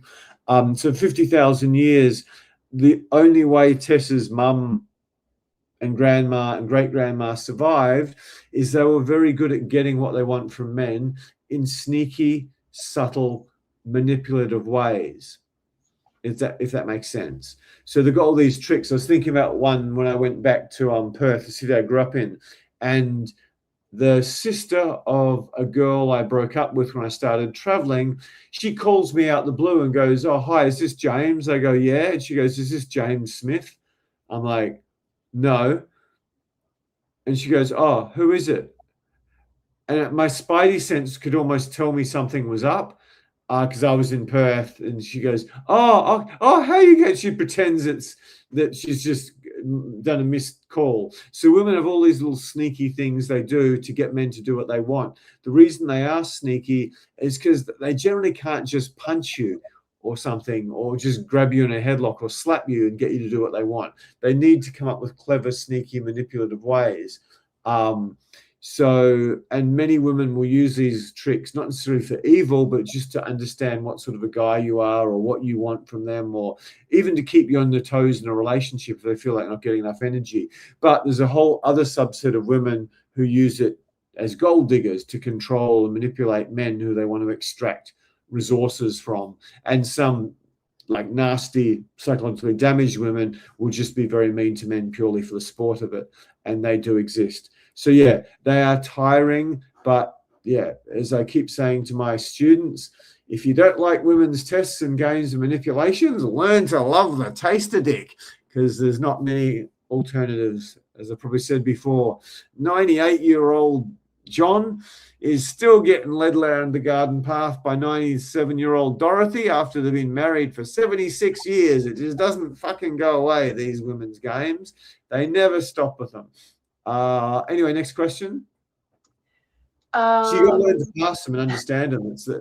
It's okay. Here's your choices: learn to pass and understand women's tests, or sign up for a lifetime of misery, particularly if you've got money, even more misery, or learn to love the taster cock. Which one do you prefer? Or put on an orange robe and become a monk. There's your 3 choices. Or just fucking swallow a bullet now. There's your 5 choices with women. Swallow the bullet, become a monk, suck dick, sentence yourself to a lifetime of hell and misery, particularly for a successful guy, or learn to pass women's tests. Which one do you like the best? If everyone could vote, please. Some of those are quite heavy. Okay. Well, that's the choices you've got. Please, everyone, vote for pass women's tests, because it's not that hard. It's not that hard once you kind of just understand where we're coming from a little bit. Or point 6. Wait till Elon Musk AI gets fed into the Optimus. The Japanese robots are better at backflips and karate and Muay Thai and all this shit. But the Elon Musk robots, because they're the PayPal guys, they realize the internet comes from porn, like sending pictures of Anna Kournikova. The Optimus has the most incredible hand control. So yeah, Elon Musk gearing the Optimus up to give the best fucking hand jobs and probably blow jobs. That's how he's gonna scale Optimus to the rest of the world and beat those Chinese. He's gonna have the robots with the better hand jobs. So that's a fact. I might have coached people who know that shit quite intimately. So yeah. There's 6 options. You can wait for the Elon Musk Optimus to get a pretty face and some lipstick and just whatever, have the Optimus job, the Optimus hand job or blow job. So yeah, Martin votes for pass the test. That's what I'd vote for. David also says a passing test as well. Thank you, David, guys. Thanks. if anyone who grew up in a horrendously misogynistic place like me, you got a choice between learn to love the taste of dick and suck down a bullet. Which one of those two would you prefer? Anyway, if anyone wants to vote on that, that would amuse me. Let's move on. I think Okay, history. let's Tess? move on. Yes, we had a question from from Vertor. How effective is this if I'm not very good looking? This has nothing to do with being good looking at all. The one thing is, where James talked about, doing the looking up and down thing and getting the attention from the woman. I think that works a lot better if you're well presented, right? So you have to dress well. If you're looking up a woman up and down, making eye contact with her, looking her up and down, and she's like, "Who's this weirdo?" Because you are dressed really poorly or presented really poorly, then she's probably going to walk in the opposite direction. So, but you don't have to be tall. You don't have to be good looking. It's more about how you present yourself than actually being, like what God gave you, let's say. Just quickly, there's an anecdote that did the rounds 15 years ago, probably earlier in internet history, in social media history, I should say, where some stupendously hot 6'4" men's cover health model walks in a well-fitted t-shirt and jeans and a pair of sneakers, and he walks into a bar, and a whole bunch of attractive girls, like promo models, were brought in there. They thought they were going for a job. They're actually brought in for a science experiment. So he walks in, he walks up the bar, orders a drink, and just waits at the bar. Then a second guy walks in who, from memory, was like 5'8", with, hairy neck, and, balding hair and curly sort of pubic hair head, and not the best looking guy, a bit of a double chin, but he wore these beautiful pants and beautiful, sort of designer label jacket that was beautifully fitted and beautifully, and an open neck shirt, and nice beautiful shoes. And he walked in with 3 average or slightly above average looking girls, and the girls who were in the bar waiting for this job, they were all like promo model types. They're like, they go do promos for alcohol companies, like low level models, so attractive girls that most guys are going to bang. And then the woman who was doing the science experiment asked, those 2 guys are my friends, which one, they're both single, which one would you like to go on a date with? Who won? The badly dressed ugly dude with the girls. So it's like, women want attractive men, women want tall men. No one's going to tell you that's not true, but it's so far down the list. Tall is a big help, let's be honest here. But in terms of you being good looking, or you being rich, women don't know who's rich. I mean, the business coach I follow the most looks like he breaks people's legs. A guy called Alex Hormozy. It looks like he comes around to your house when you've got a drug debt or you haven't paid a prostitute and breaks something. And another one I follow, who's his sort of partner, he looks like a fucking stoner. He's stoned out his mind the whole time. It looks like it, but they're the world's best business coaches. You can't necessarily see who's got money these days. And trust me, people who've got money, they're not showing it off all the time. Otherwise, life gets kind of complicated. I'm an ex-financial advisor, and I've coached a lot of very wealthy guys. And the people who are flaunting their money constantly generally don't have very much. It's the bank's money. Okie dokie. So, it's probably more effective if you're not very good looking, because she's like, oh, how's this whatever, not this attractive guy so confident? Again, it depends how well you execute. That's going to be the main that's going to be the main thing. So if you aren't the most attractive guy, if you're old and you're like, if you just dress well and you're confident and you start conversations easily, it just melts away into nothing. Okie dokie. Next question, Tess. Question from Martin. How fast can I realistically see results with these 5 ways? Okay, so I think this depends. Obviously, if you're doing this on your own Sorry to accord, interrupt you. I want to go through them. So the 5 things we've talked about are indifference, not being carried away with her beauty, sort of notice her, particularly looking up and down, and then just sort of ignore her. Don't even ignore her, just forget about her. Get back to what you're doing before. Touching, creating physical connection, very powerful. Make friends with everyone, as in make friends with the high value people and try to become like a leader or the leader in a particular group of people. This is something I've got so much success with. Just talking to everyone, singling out the higher status people, making friends with them, and then just waiting for the girls to come after me, even if they're 32 years younger than me, which happened quite recently. And then good eye contact. What was the question, Tess? how fast can I realistically see results with these 5 ways? Oh, instantly, basically. It is, yeah. If you're being a high, by the way, we've got a couple more bonus points. So if anyone's don't swap off yet. If you're sort of making friends with everyone, establishing yourself as the leader, and then while you've established yourself as a leader, you notice the girl and then just sort of forget about her, and you're still the leader, and then you look like you're not really that interested in her beauty, which she knows is considerable. And then when you first talk to her, you hold her eye contact and you touch her pretty quickly. She's going to get about gooey and gushy down there for you, even if you're sort of old and not that attractive. So that's just the way women are. It's just like if you see some staggeringly beautiful swimsuit type running along the beach in a very small white bikini, you're like, yeah, I'm going to do her any chance I get before you've got any other information. And you guys have to understand, this is what women are like. They just want the leader. They just want the leader. Tess said, oh, yeah, he's a dive instructor. Not her words, but yeah, I'll probably bang him. Irrelevant of what he looks like or how good a person he is. That's the way women think. They see social hierarchies and confidence. You see boobs and long legs and nice bums and pretty faces. If you can just get that through your head, dating is going to become so much easier for you. Yes, it helps if you're tall. It helps a bit if you're good looking, but they're really not that important relative to being seen as a leader. Assuming you're not 4'11" Quasimodo Burns victim type thing. As long as you even bottom 20%, if you dress well, you can fly up to the top 20%. Women don't have this luxury. Next question, Tess. Yeah. Okay.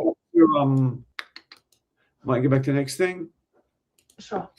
Solve problems.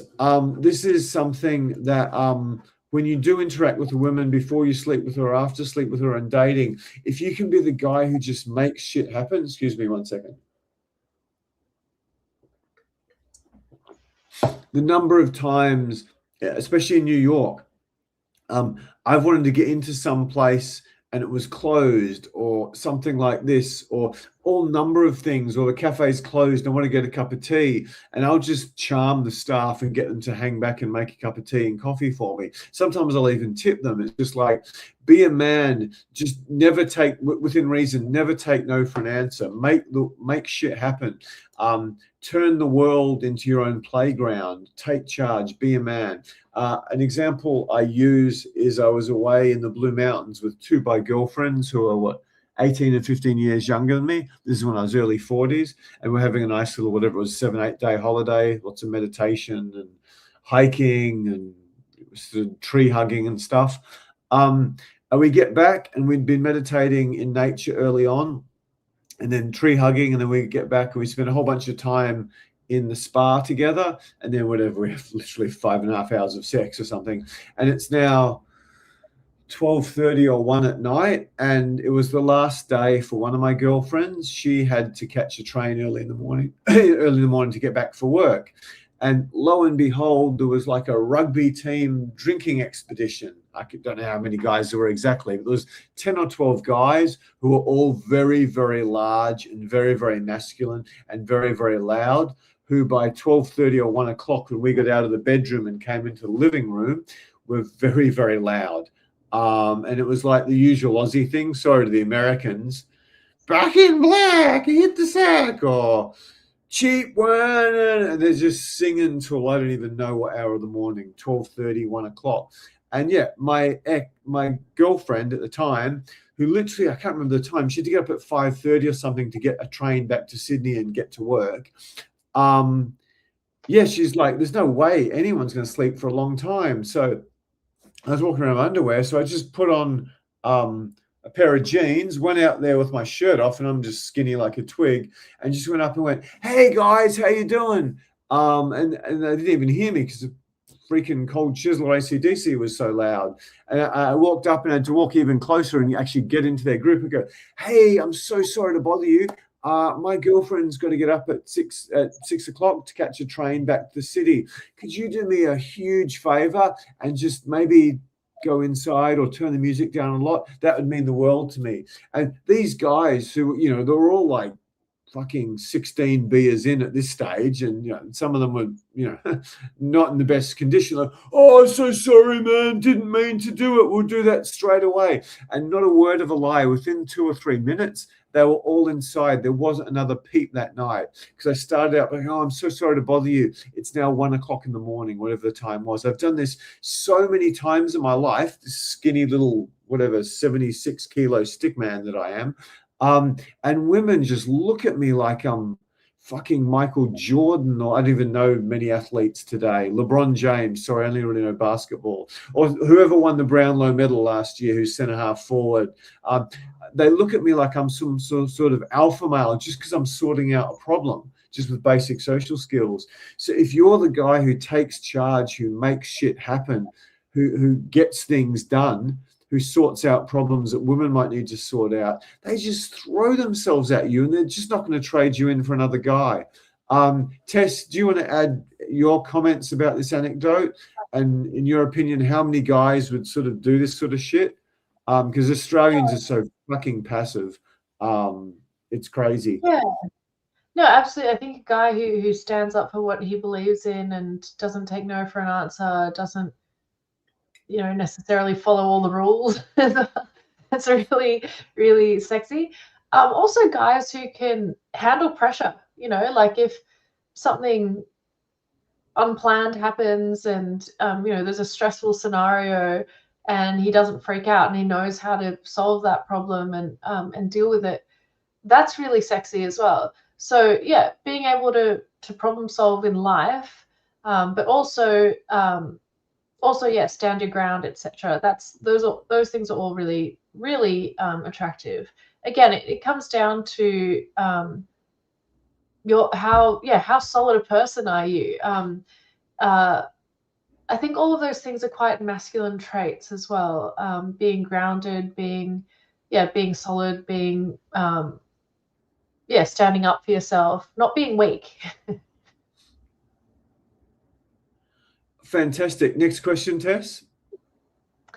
Yeah, let's have a look here. Sorry, I've actually just lost my. I might jump in with a ripper question while you look for the right one.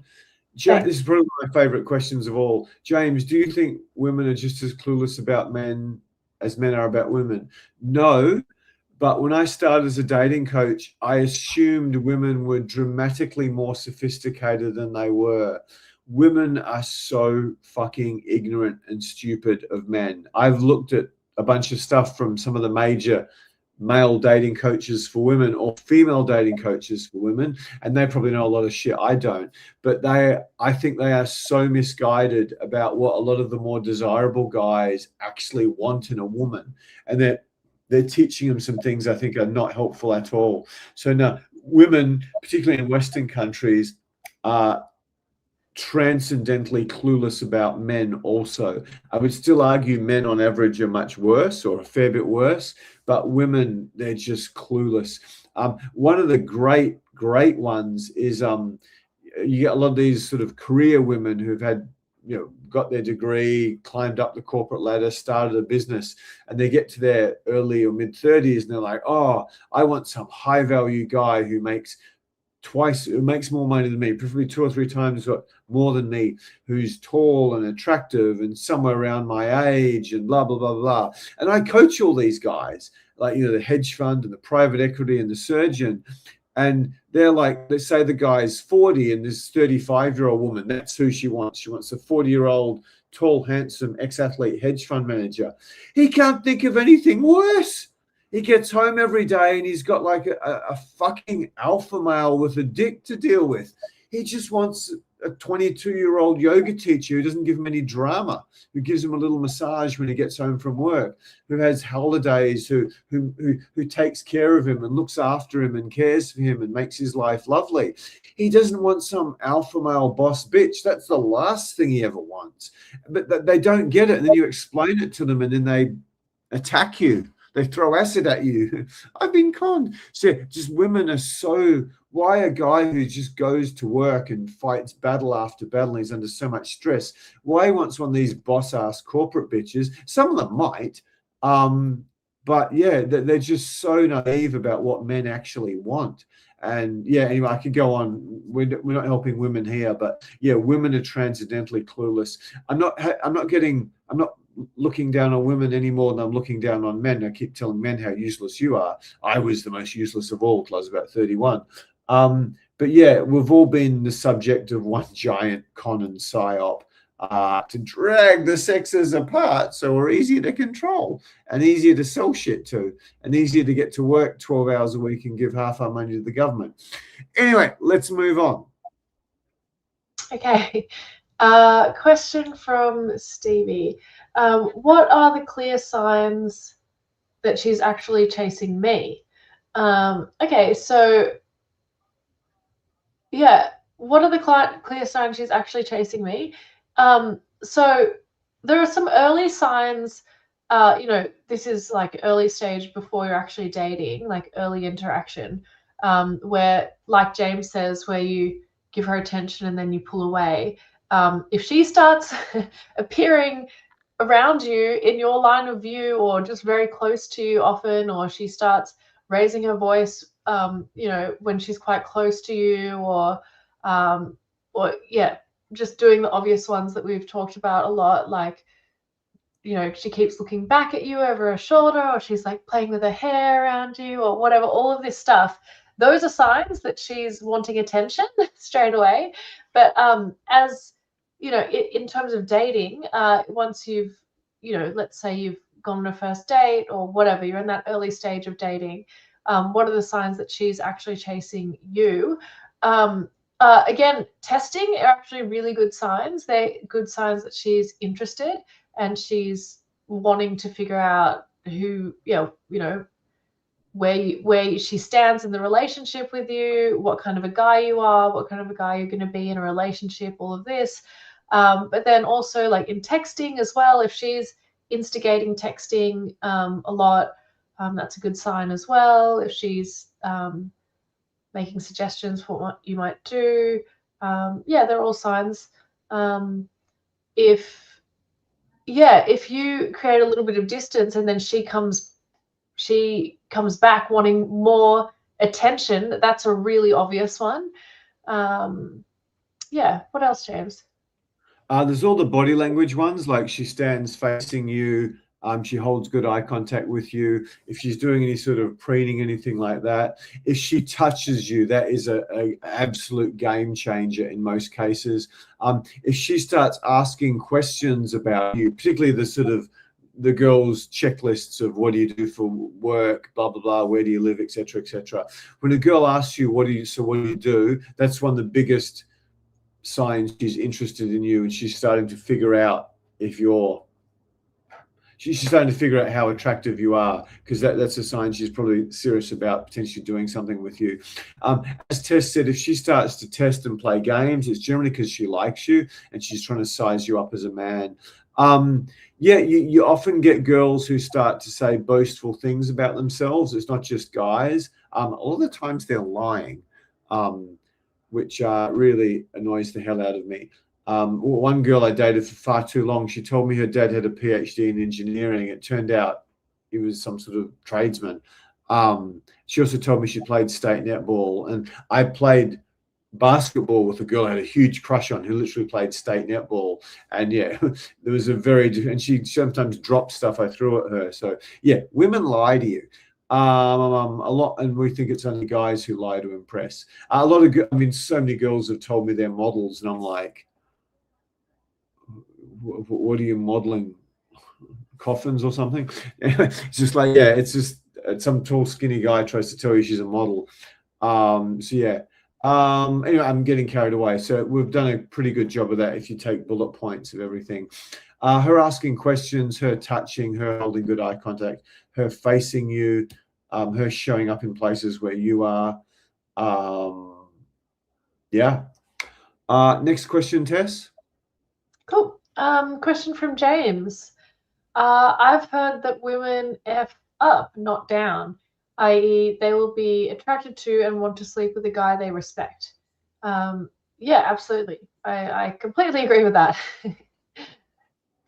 Absolutely, yeah. I mean, women, as I keep saying, they'll fuck their way up status hierarchies relentlessly. That's their entire reason for being, really, because they want to have kids and they want the kids to survive. So the way they do that is they climb status hierarchies. And every soap opera, every romantic comedy, the entire makeup industry, all the Taylor Swift songs, everything that women consume is designed to help them climb up status hierarchies, because that's their biological imperative. So yeah, women will tend to rarely fuck down. Whereas there's a dating book from years ago.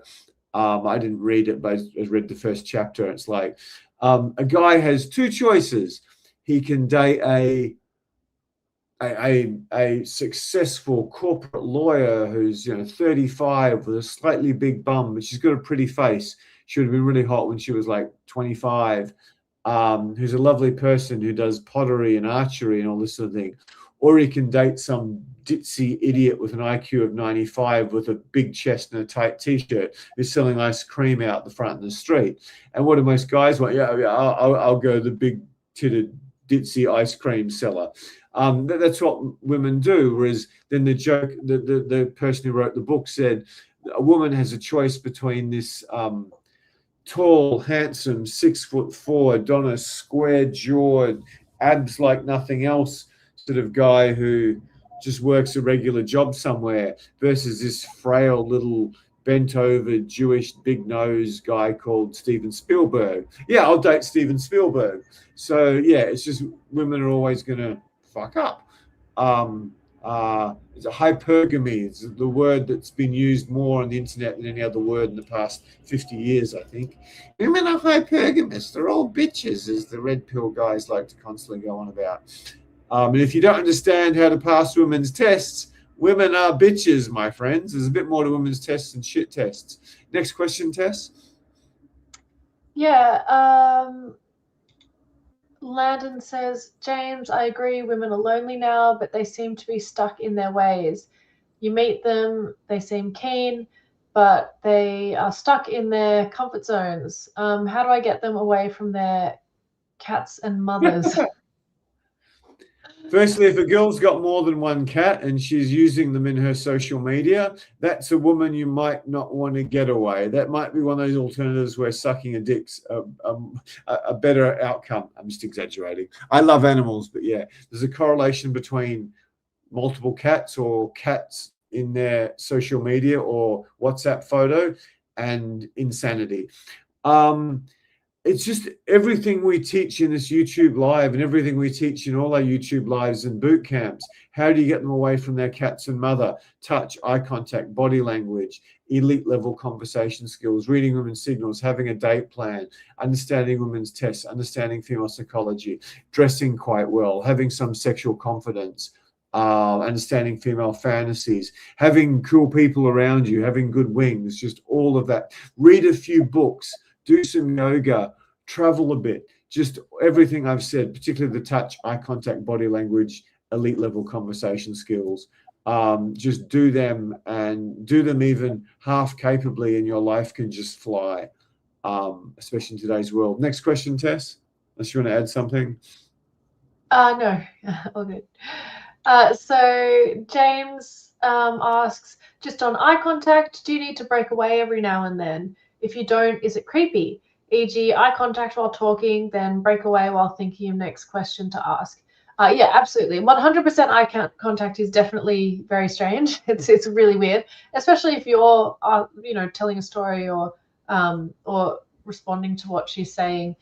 It needs to be natural as well. It's natural to look away or think about what you might say and look away for a bit, but it's really important to have as much eye contact as possible, especially when she's talking. You want to have your full focus on her, or like when you're directing a question to her, you want to look at her and look her in the eye.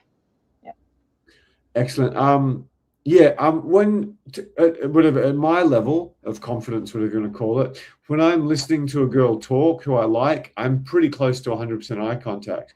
But as soon as I need to think of the next question, I'm not like going, oh, well, that's really, I'm not like laser beaming her going, oh, that's really interesting, Tess. Tell me what's been a scary moment you've had paragliding. I'm not doing it like that. I'll talk at that speed and I'll do the ums and ers. I personally do, but I'm sort of looking down or something. I'm not sitting eyeballing her trying to think of what to say, because that's weird. Next question.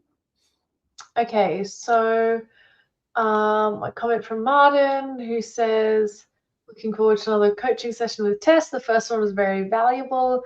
Thank you, Martin. Also looking forward to seeing you again soon. And a question, my friend approached over 4,000 women to get good at yeah. Then he did a boot camp with Wayne Elise to smooth off the edges. What do you think about this? Wow. Approaching 4,000 women is a lot. He's probably learned a lot from his mistakes, which is a good thing, but there's definitely a faster way to do that than just approaching 4,000 women. Yeah. Go ahead, James. Okay. I mean, I've probably approached 4,000. I maybe not haven't approached 4,000 women, and I'm professional at this. If he's had to approach, I don't know how many I've approached. I mean, it would be in the thousands, but if it's 4,000, he's probably made a lot of women quite uncomfortable. And I mean, he probably doesn't have much going for him if he's had that much spare time. Wayne Elise is one of the characters from the book The Game. He was by far and away the best, the most normal. He was probably the only one who actually did something positive for the world in terms of what he taught. But he was very much just teaching conversation. He taught very little about how to actually escalate or get really hot girls. It was really just about being a bit charming and having a chat. So he wasn't bad, but I don't know if he's slinging supermodels this night, that night, by a long shot. Yeah, I think it's just what we keep saying: touch, eye contact, body language, conversation skills, date planning, reading signals. You've just basically, it's like if I wanted to get good at boxing. No, it's not a bad analogy. I can't come up with something good. If I wanted to get good at something, well, if I wanted to get good at fighting, and all I did was just practice punching a left hook, a left jab over and over and over and over and over again, like weeks and weeks and weeks of just practicing my left jab. If I got into a fight with someone who couldn't fight and I knew how to throw a left jab, that might be pretty handy because, someone who can't fight, you bust their nose if you've got a really good left jab. But yeah, you need to be able to move your feet. You need to be able to breathe. You need to be able to move your head. You got to have footwork. You got to be able to block punches. You got to keep your guard up. You need more punches. You learn to punch with the other hand. So these fucking more, sorry to be rude, these moron approach artists who think, I'm going to get better with women. I'm just going to go do a whole bunch of street approach. It's insane. It's asinine. It's one of the dumbest things ever. There's a long, extended skill set. There's not just one thing, because you got to get the conversation. You got to read the signals. You got to do all this stuff. So I just think that's silly. Unfortunately, that was the business model of all the early dating coaches. The most famous ones were saying, go out every night of the week and just approach all night for 3 or 4 hours. And eventually, a few years later, you'll get good. Most of them didn't. Or if they did, they were with women I wouldn't touch with a barge pole. A, that takes so much time. B, you're going to piss a lot of girls off. But yeah, we had a guy who was, I won't say, we had a guy who was like semi-famous, who was pretty wealthy, who retired in his mid or late 40s, who'd done 6 courses with just one famous dating coach and a bunch of others with another. And he got to our boot camp. The guy had no idea about body language or reading signals. It was crazy, because these guys don't teach that, or at least they didn't then. I don't think they do now. So yeah, it's like you want to get good at fighting, and all you've got to left jab. Now, if you've got a good left jab, that's going to help you beat the average guy. But there's so much more to hopping in a boxing ring and having a fight than just a left jab. And guys who think I've just got to do more approaches, it's as silly as going into a serious boxing fight where the only thing you've practiced is a left jab, and then some guys moving around the ring and throwing hooks and uppercuts at you. You're going to get killed. And that's what most guys do when they go talking to women. So that's an excellent question. You really got a rant out of me there. Thank you very much. So anything you want to add to that, Tess? Yeah, I completely agree with you, James. I think that doing 4,000 approaches would be great for overcoming approach anxiety. That's awesome. But if you don't actually know what problems you're making, mistakes you're making, and getting feedback, it's pretty much just trial and error. You're like, oh, this didn't work. Why didn't it work? And you just go, you're potentially also just reinforcing bad habits. So it's definitely not the most efficient way to be learning. Definitely not your most efficient use of time. So great for overcoming approach anxiety, but not necessarily great for learning effectively. I'd love to see the actual results he got out of that whole huge investment of time, relative to what we could have got him in one weekend, or even just a handful of sessions with Tess. Exactly. Exactly. That's what I mean. It's like not efficient whatsoever. So, okay. I mean, anyone who earns even more than like 75, 80 grand a year, let alone a lot more than that, you're just completely wasting your life doing that. Okie dokie, next question. Question from Stevie. How do I stop being too easy for attractive women? Okay, so we've talked a bit about this, about early dating. Like, don't put her on a pedestal straight away. Don't come across as needy or desperate, etc. And same goes with dating, in the dating phase as well. You don't want to be constantly checking in with her, texting her all the time, or putting her on a pedestal, like going out of your way to see her, or buying her, showering her with gifts all the time, always offering to do everything for her. It's too much. When you put her on a pedestal, she has all the power, and if she's using you, then she'll keep going with that. But if she's otherwise she'll just be, the only reason why she'd continue with that sort of relationship is if she's trying to use you in some way, for validation or for gifts, or like if she's a gold digger. I'm not sure. So you have to play the game a little bit too. You can't be always 100% available for her. You've got to have other things going on in your life. You've got to show her that you're interested in her by engaging with her and setting up dates, etc., but not just being at her beck and call all the time and putting her on a pedestal. It's what we've been saying repeatedly. James, I think I might have touched on it earlier. Just try your best to pretend she's not attractive. That's a huge tip. I've got for you. That, I mean, that's the reason, like social coach, you get to work with Tess and Natalia and Val and Nevena and Jackie and Andy. They're all professional models. Why do you think I use my clients' money to pay models and train them to be dating coaches when I could get a girl not as attractive as these, pay her less, charge you less, and some pretend I'll still get the same results? Because you get to build a relationship with Tess, you get to build a relationship with Natalia, you get to understand they're human beings with foibles, you get to know them as people, and you realize they're just people, and they get up and take a shit in the morning just like everyone else. So yeah, you just got to stop giving women all this privilege because they're attractive. And like I said at the start, indifference is huge for pretty girls.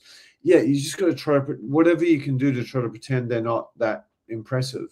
And that's one of the biggest step forwards you can ever make. That's why one of the greatest gifts of my life with women was my first love, my only love, was to me the most beautiful girl I've ever actually seen in the real world. There's a model called Charlotte Kemp Mule. If you look at early photos or videos of her, she was more beautiful than the girl I loved. But yeah, I can't really think of anyone else. I'm serious about that. To me. So yeah, every girl I've looked at since, I'm like, oh wow, she's really beautiful. But it hasn't been intimidating for me.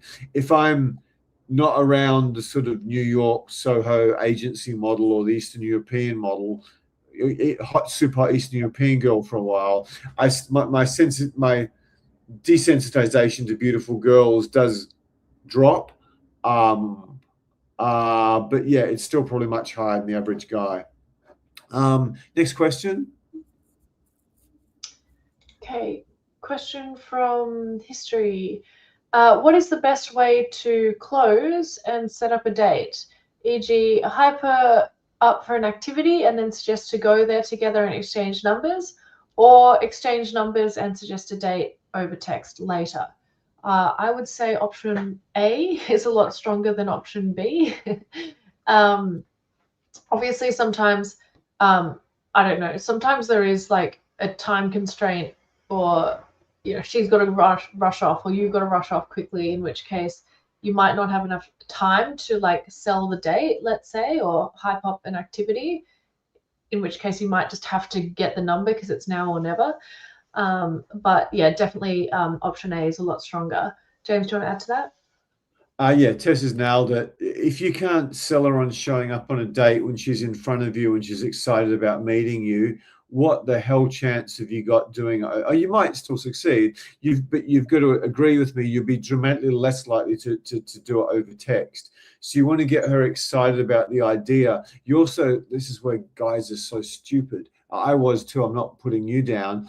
If you meet a girl, say, we'll use Sydney, and you're in the city and you meet her in the Sydney out one night, and you just get a number and go away, you got to find out where she lives in relation to you. Where does she work? Because so many of you guys, you get on date and you're trying to pitch a date, and you've got no background information about her or where she'll be or how busy she is or where she lives in relation to you. So the Sunday of our boot camp, we go in exceeding depth, and we give you a course on this when guys join up and do the Zoom calls with Tess.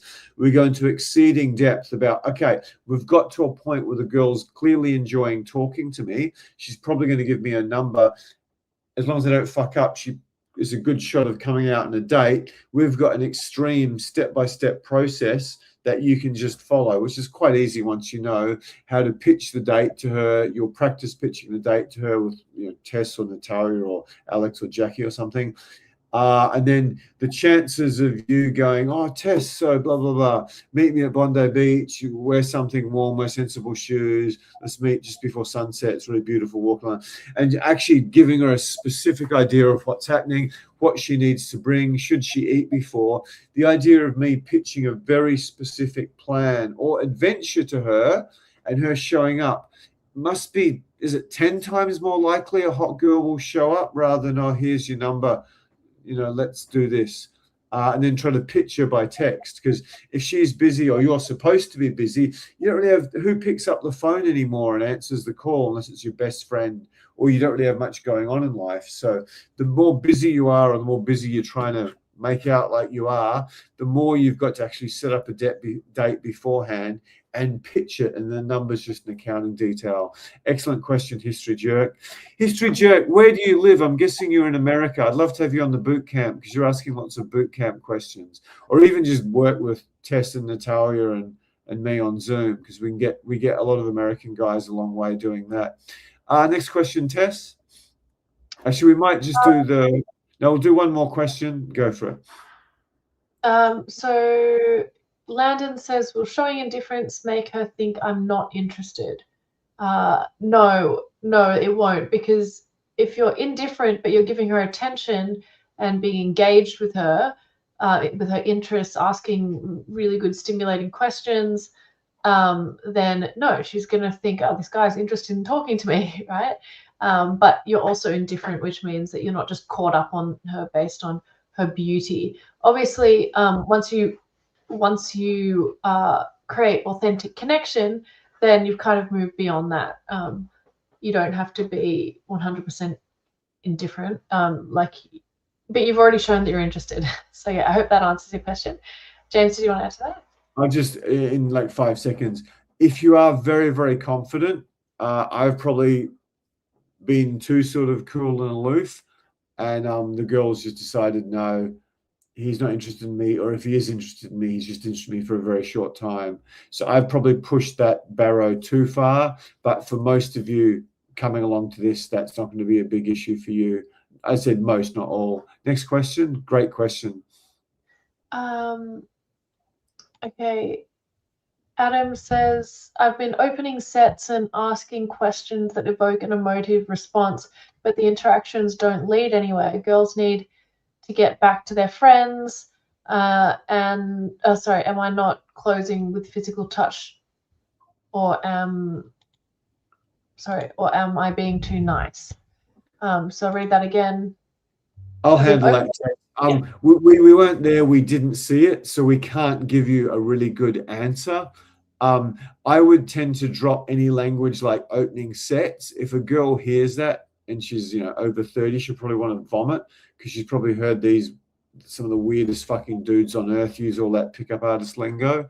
If you give us some example of the questions you're asking, that might be really useful. Evoking an emotional response is good. I would need to hear the questions. We tend to ask what might sound on the outset very boring getting to know you questions, where you're just trying to find out what her hobbies and interests are. Then you're trying to find stuff you connect on, and then you get emotive. Like if I'm talking to Tess, Tess, hey, what's the got planned for the weekend? Just answer. Say surfing is one of them. Yeah, planning on going surfing. The conditions look great.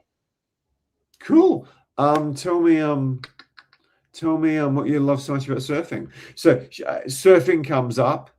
So I ask a question to evoke an emotive response about one of her hobbies and interests. Surfing. That's cool. But a lot of guys, I need to see examples of exactly what you're proposing asking. A lot of guys will ask questions to evoke a response on something you don't know anything about, or that it'll just come across as creepy or contrived. So, but I don't know till I get the questions you're asking. It's a similar. Sorry, James. I don't want to interrupt you. I'll let you finish. Yeah, okay, there's also this, Adam. Like, if we haven't seen you, the way you're presenting yourself, the way you dress, etc. Even if you're asking really great questions, like women might be taking one look at you and being like, no. So it is. There's a lot to it as well. There's not just like how you present yourself is really important. That might be that might be your first problem. It might not just be the conversation.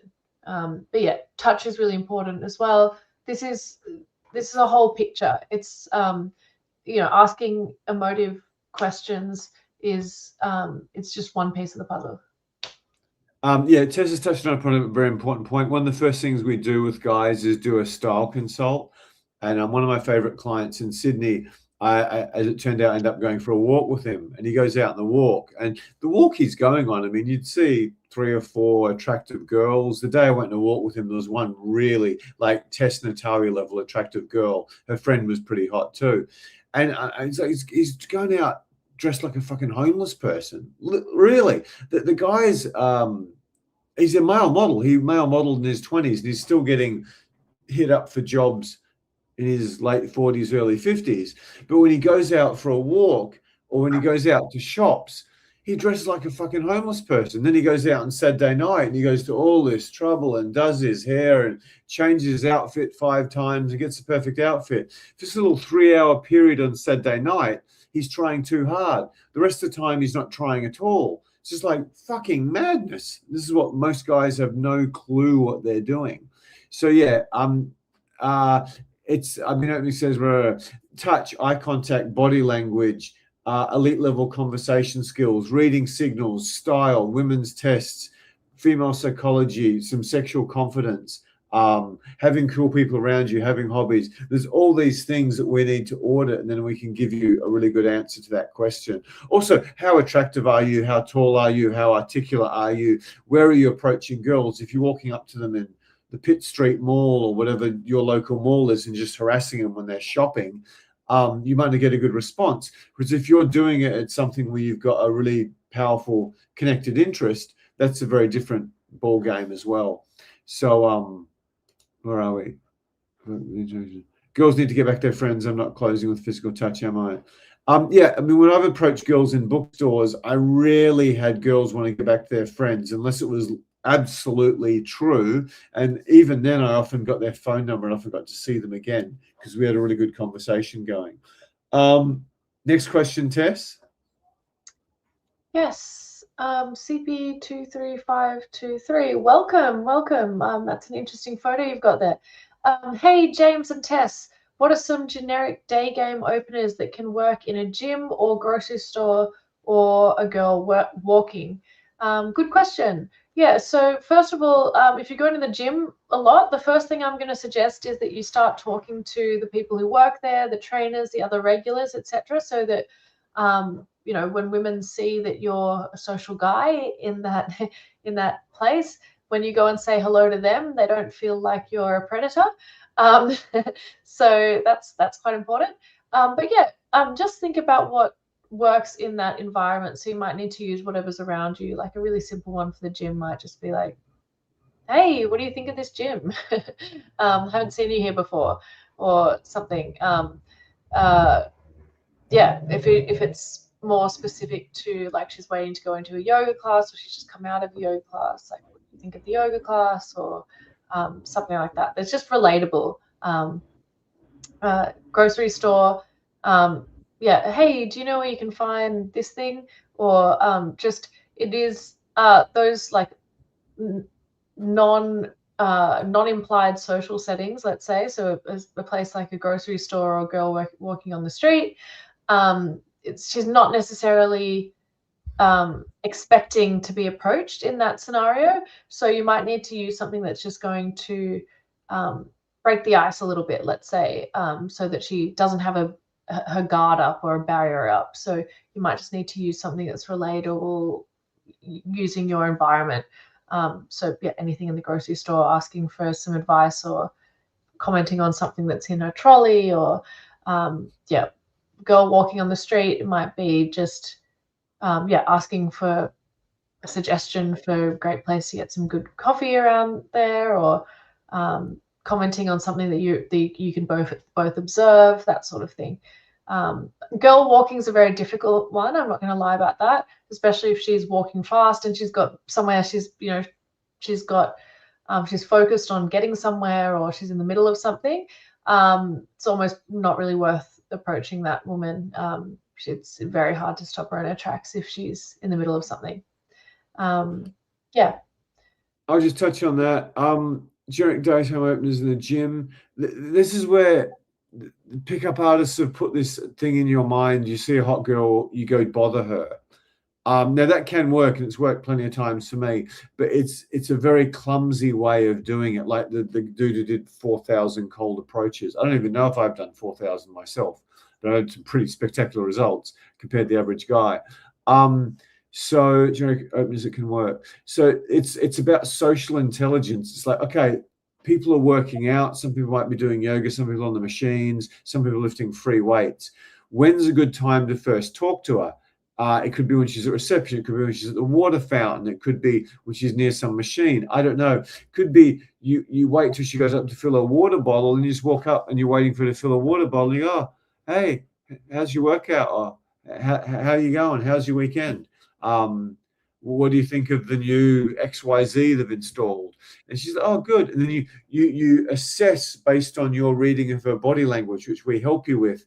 Okay, she's not interested in talking to me at all. I go, oh, cool, have a good workout. Versus she's stopped what she's doing. She's facing me and she's looking straight up at me. Guys don't get this shit. You're all so dumb and stupid and blind. I don't mean this disrespectfully. I mean, if you can even get this stuff a little bit, you can talk and read signals at the same time, which most of you just can't do. Then there's a whole bunch of context. Grocery store, I mean, one of my best lines is just ask for broccoli, or do the look up, look down, see who comes, talks to me. I'm just like, oh, how's your shopping going? Just the lamest openers you can ever imagine, because it's not some magic words that make her legs fly open or make her start talking. It's just you just got to start, and then you got to deal with what you got in the situation. A girl walking, it depends on the speed. If she's going really fast, you probably shouldn't bother because you're just being a pain in the ass unless she's looked at you. But if she's just dawdling along at not much speed, I mean, I sometimes walk directly. Sometimes when I'm walking, I'm like, hey, how you doing? They're like, what? I mean, there was one girl in my last boot camp. We're walking up, and it was the week after Easter. I just walk up, look her in the eyes, and go, "Happy Easter!" And she just laughed. She goes, "Happy Easter!" And then I can't remember. I found a way to give her a high five. And then, yeah, if her uglier friend hadn't dragged her away, I had a whole boot camp with me. Yeah, I mean, she was super keen. I just started by wishing a happy Easter, even though Easter was a week ago. I mean, I'm not saying the average guy should do the stupid shit I do, but yeah, just don't be sort of freaking out about her looks. She was bending over, showing me some very serious, very good firm cleavage without a bra. And I mean, she was like 20 or 21 or something. But just because I was so confident, I got away with it. So that gives you an idea. The thing about approaching women, there's a whole bunch of things to it. It's not just having a line and doing it. There's a whole bunch of other stuff. Tess, next question. Actually, before you do that, I might just get to the final one. Be a hero. Be a hero. Like, just be a good guy. Be the one who, if someone falls off a bike, go help them. If some old lady needs to get her shopping cart up the stairs, go help them. What if someone drops their wallet and doesn't see it, pick it up, go give it back to them. Let people see you doing this shit. It's amazing. I'll tell you a story from my own life. I was on a bus going into the Sydney fireworks. Sydney has a huge world famous fireworks show at New Year's. And on the bus, it turned out to be some very well presented Swiss guys who were sitting there, and they just had a brown paper bag and a bottle. I don't know what they were drinking, but they were Swiss. They were very respectful. I don't think Swiss have ever been drunk in public vomiting. And there was some wino on the bus. So he's like freaking out that these tourists had a little bottle of wine that one of them might have taken a sip out of. And he's freaking out, stopping the bus, harassing the bus driver. And this was a big dude. This was the guy who's like 6'5", 6'6", huge, smelly, fat, massive, big boned guy. And he's trying to get these Swiss people kicked off. I've traveled, at this stage, I've traveled over 100 countries. And I'm very protective of people who come all the way to Australia and invest their money in the country and give us jobs and employment and get us closer to the rest of the world because we're so far away. And this homeless guy starts trying to cause a scene and get them kicked off, and they weren't doing a thing right. So I was at the back of the bus. I walk up to sort of the middle. Go, what the hell are you doing? They're not causing any trouble. What the hell are you doing? I go confront him. He's like, oh, he wasn't expecting that. Then the bus driver had already got up and he was about to kick the Swiss guys off. I go, what you kicking them off for? They've come all the way here from their country to spend money. They're not causing anyone any troubles. And I turned around to the group and said, are these guys bothering any of you? And everyone goes, no, they're totally fine. Then I beat a wino in a debate. Go, James, you fucking legend. But the point is, these Swiss guys were about to get kicked off for doing nothing whatsoever wrong. Technically, they might have been breaking the letter of the law, but who gives a fuck? It's New Year's Eve in Sydney. I mean, yeah. So I just walked in. I just did this because I was outraged that they're going to kick tourists who've come all the way from Switzerland off a fucking bus on the way to the fireworks show, just because this idiot wanted some significance in his life. I shouldn't be rude. Whatever, he might have sexually abused as a kid. I don't know what the story that got him to be a wino. But yeah, I went up and I had no thoughts that women would want me.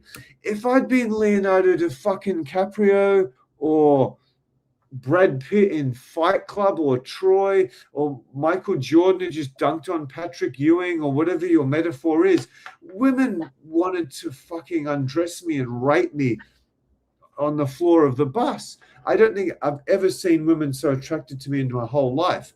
It wouldn't have happened often as when I did this. They're like, wow.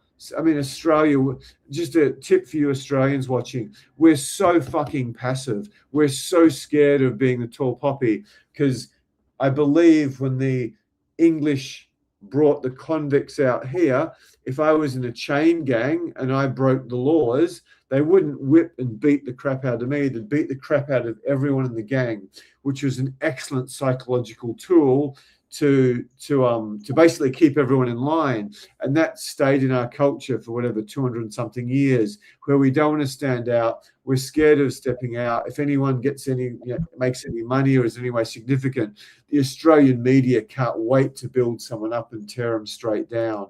So yeah, if you can be a hero, and it can be as simple as helping an old lady with her shopping or something, when women see that, they're like, I want that guy. This is insanely valuable content, Tess and I are giving you for free. Hopefully you guys can see the value in that. Okay, so that's how you have 5 easy ways to make a girl chase you. Get her to put you on the pedestal, not the hot girl putting you on the pedestal. 1, indifference, particularly to her beauty. 2, notice her, particularly in a group situation, then forget her completely and wait for her to come around you, particularly if you've got high-value people or you're a leader in a situation. 3, establish some physical connection through skillful touch. Be very careful in the Me Too era, post-Me Too era. Make friends with everybody. Be the social guy. Be the leader. 5, eye contact. 6, solve problems. Just make shit easier for other people, and particularly the girls you're with or the girls you want to be with. And 7, be a hero. Something I've done a few times, just you're lining up in a line for groceries and you see a hot girl and you're clearly there before her, and she's clearly there ahead of you. A lot of guys will just not notice because there's a few lines feeding into one place. Just go, oh, I think you were here first. You can even just, if you're not that busy, just like, oh, ladies first. She's like, oh, but you get here first. It's like, oh, I'm a gentleman. I'm doing something anyway. You go straight ahead. I've done that. I can't say I've got sex out of it, but I've got girls who probably wanted to go on dates with me just by being a gentleman or a hero. Tess, did you want to comment on be a hero?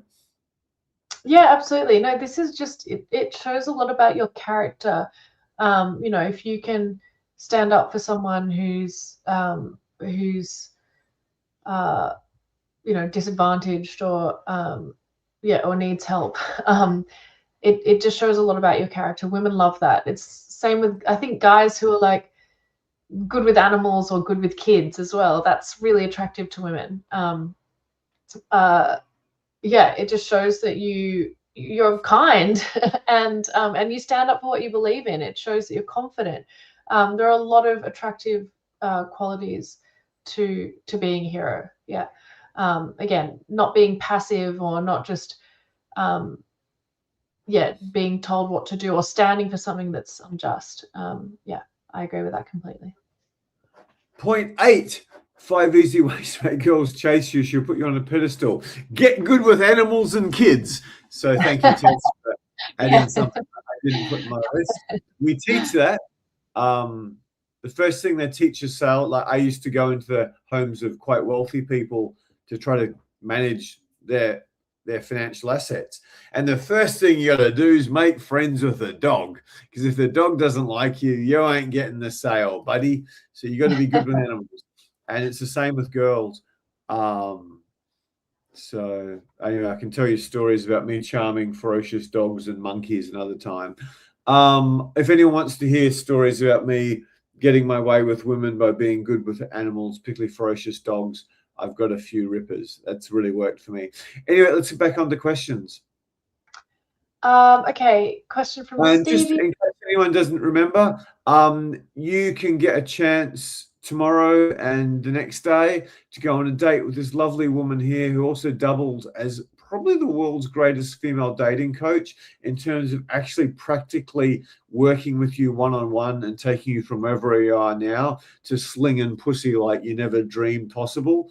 So yeah, all you gotta do is click the link below and I think we asked your occupation and age or something, and you can go on a date with Tess and have your life totally transformed within a month if you can just implement one or two things. Back to the questions. And for those of you watching the replay, there should be a link in the chat and in the description below. And also, while we're asking for help, save this. Apparently, YouTube loves it, and share it with people. Share it with your mum, your sister, your cousin, your brother, some dead people who are still voting in different parts of the world. Share it with anyone. Share it with your fake email address. Just share it, and we'll get more people to these YouTube lives. We'll cut them up into shorts. We'll give you more cutting edge content. We'll give you more stuff from our actual live events and boot camps. And you'll love us and we'll love you, and just spread good karma and keep the world coming around. That would mean a lot to us, because we're really fucking good at dating coaching and turning you into a machine and getting you the love of your life, but we're not too good with the old YouTube. Actually, Tess, get to the next. I got sort of a de facto testimonial come through. I'll just get to the next question. I'll just find it and read it out. Okay. Stevie says, what is the most common mistake successful men make when trying to get women to chase them? Tess, I might just pause on that. This is a text message I got from a Sydney client. How's things with you? Life's good, mate. Still with my primary partner. He's about 45, 24-year-old German semi-pro volleyball player and AI developer who just inherited a whole bunch of money. This is his girlfriend. I think he's 45. When I first coached him, I think he only slept with 2 or 3 girls, and he was so feeble and insecure because he'd been walking on eggshells for the last 15 years of his life in a marriage, which he only stayed in to do a good job of being a father. He was a wuss. His average height and slightly tiny bit above average intelligence. 24-year-old girlfriend at 45, primary partner who's bisexual. A lot of my clients have bisexual girls. This guy's done the kids thing. He's not necessarily looking for a woman to have a family with. He just wants to have fun and travel and have lots of threesomes. And then we have 3 regular gorgeous play partners. I don't know why they call them play partners. On top of that, when I met him, he supposedly was a digital marketing agent who wasn't doing very much good at all. He had no fucking clue what he's doing. I can't tell you, but he's just picked up 2 enormous Australian brands as clients recently, including a gigantic government department for his marketing agency. The guy's making millions and millions a year, where his business couldn't even pay the rent and pay the staff when he did the boot camp. And he said his life completely and utterly transformed like you can't believe just within 6 months of doing the boot camp. His agency became really profitable. I think he said he added $1 million in revenue, which would have been close to that in profit. And he started seeing like multiple girls straight away and made his ex-wife very, very jealous. Anyway, we should put these up.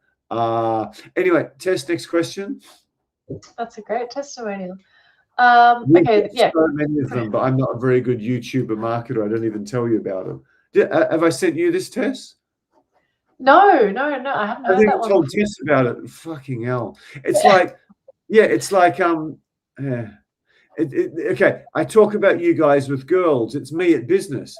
I release really fucking good content into the world, and everything else is a train wreck. So there's all these people who teach stupid shit, who, you know, help more guys than me and probably make a lot more money than me because I'm only doing one thing right. It's just like the guy did 4,000 approaches and supposedly he's okay now. It's just like there's a group of skills you've got to learn to get good at nearly anything.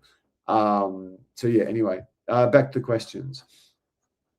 So yeah, Stevie says, what is the most common mistake successful men make when trying to get women to chase them?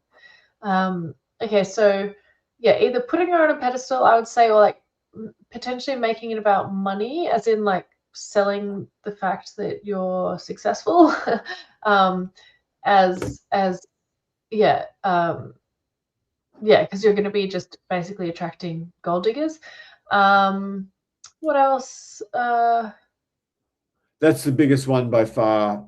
Guys who are successful, guys who are busy, make it all about their work or their success or their things or their accomplishments. It's not our fault. Society programs you to do this, and it programs you to believe the main thing women are interested in is your success. That is one of the things when the girl gets over a certain age and she sees you as a potential romantic partner. But that might not even occur to her for quite a while. And if you're not confident, if you're not smooth, if you think your attractiveness to women is dependent upon your things or your accomplishments, then you're by default not attractive to women unless she's a gold digger. So yeah, the most common mistake successful men is making their success with women about their success in business or their career or financially. Next question. Question from Martin. What do you think of community support or mentor wingmen? You'll need to explain what that is, Martin. Yeah. If you could just explain what it is. Also, while you're doing that, there was a guy who sent back examples of the questions he asked when he was going out talking to girls. That might add a lot of value to everyone. If you could get those questions and start giving your perspective on them while I protect myself from wetting my chair. I'll be back soon. Yes, no worries at all. 1 second, guys. Let me have a look here. Oh, here we go. Adam was saying that he struggles to close, or the conversations don't go anywhere. He kind of starts a conversation, but women make excuses to leave, etc. So some of the questions he's saying, he also added that I'm well dressed and groomed, which is great according to you. So it would be good if we could give you feedback on that as well, how you're dressing and grooming yourself.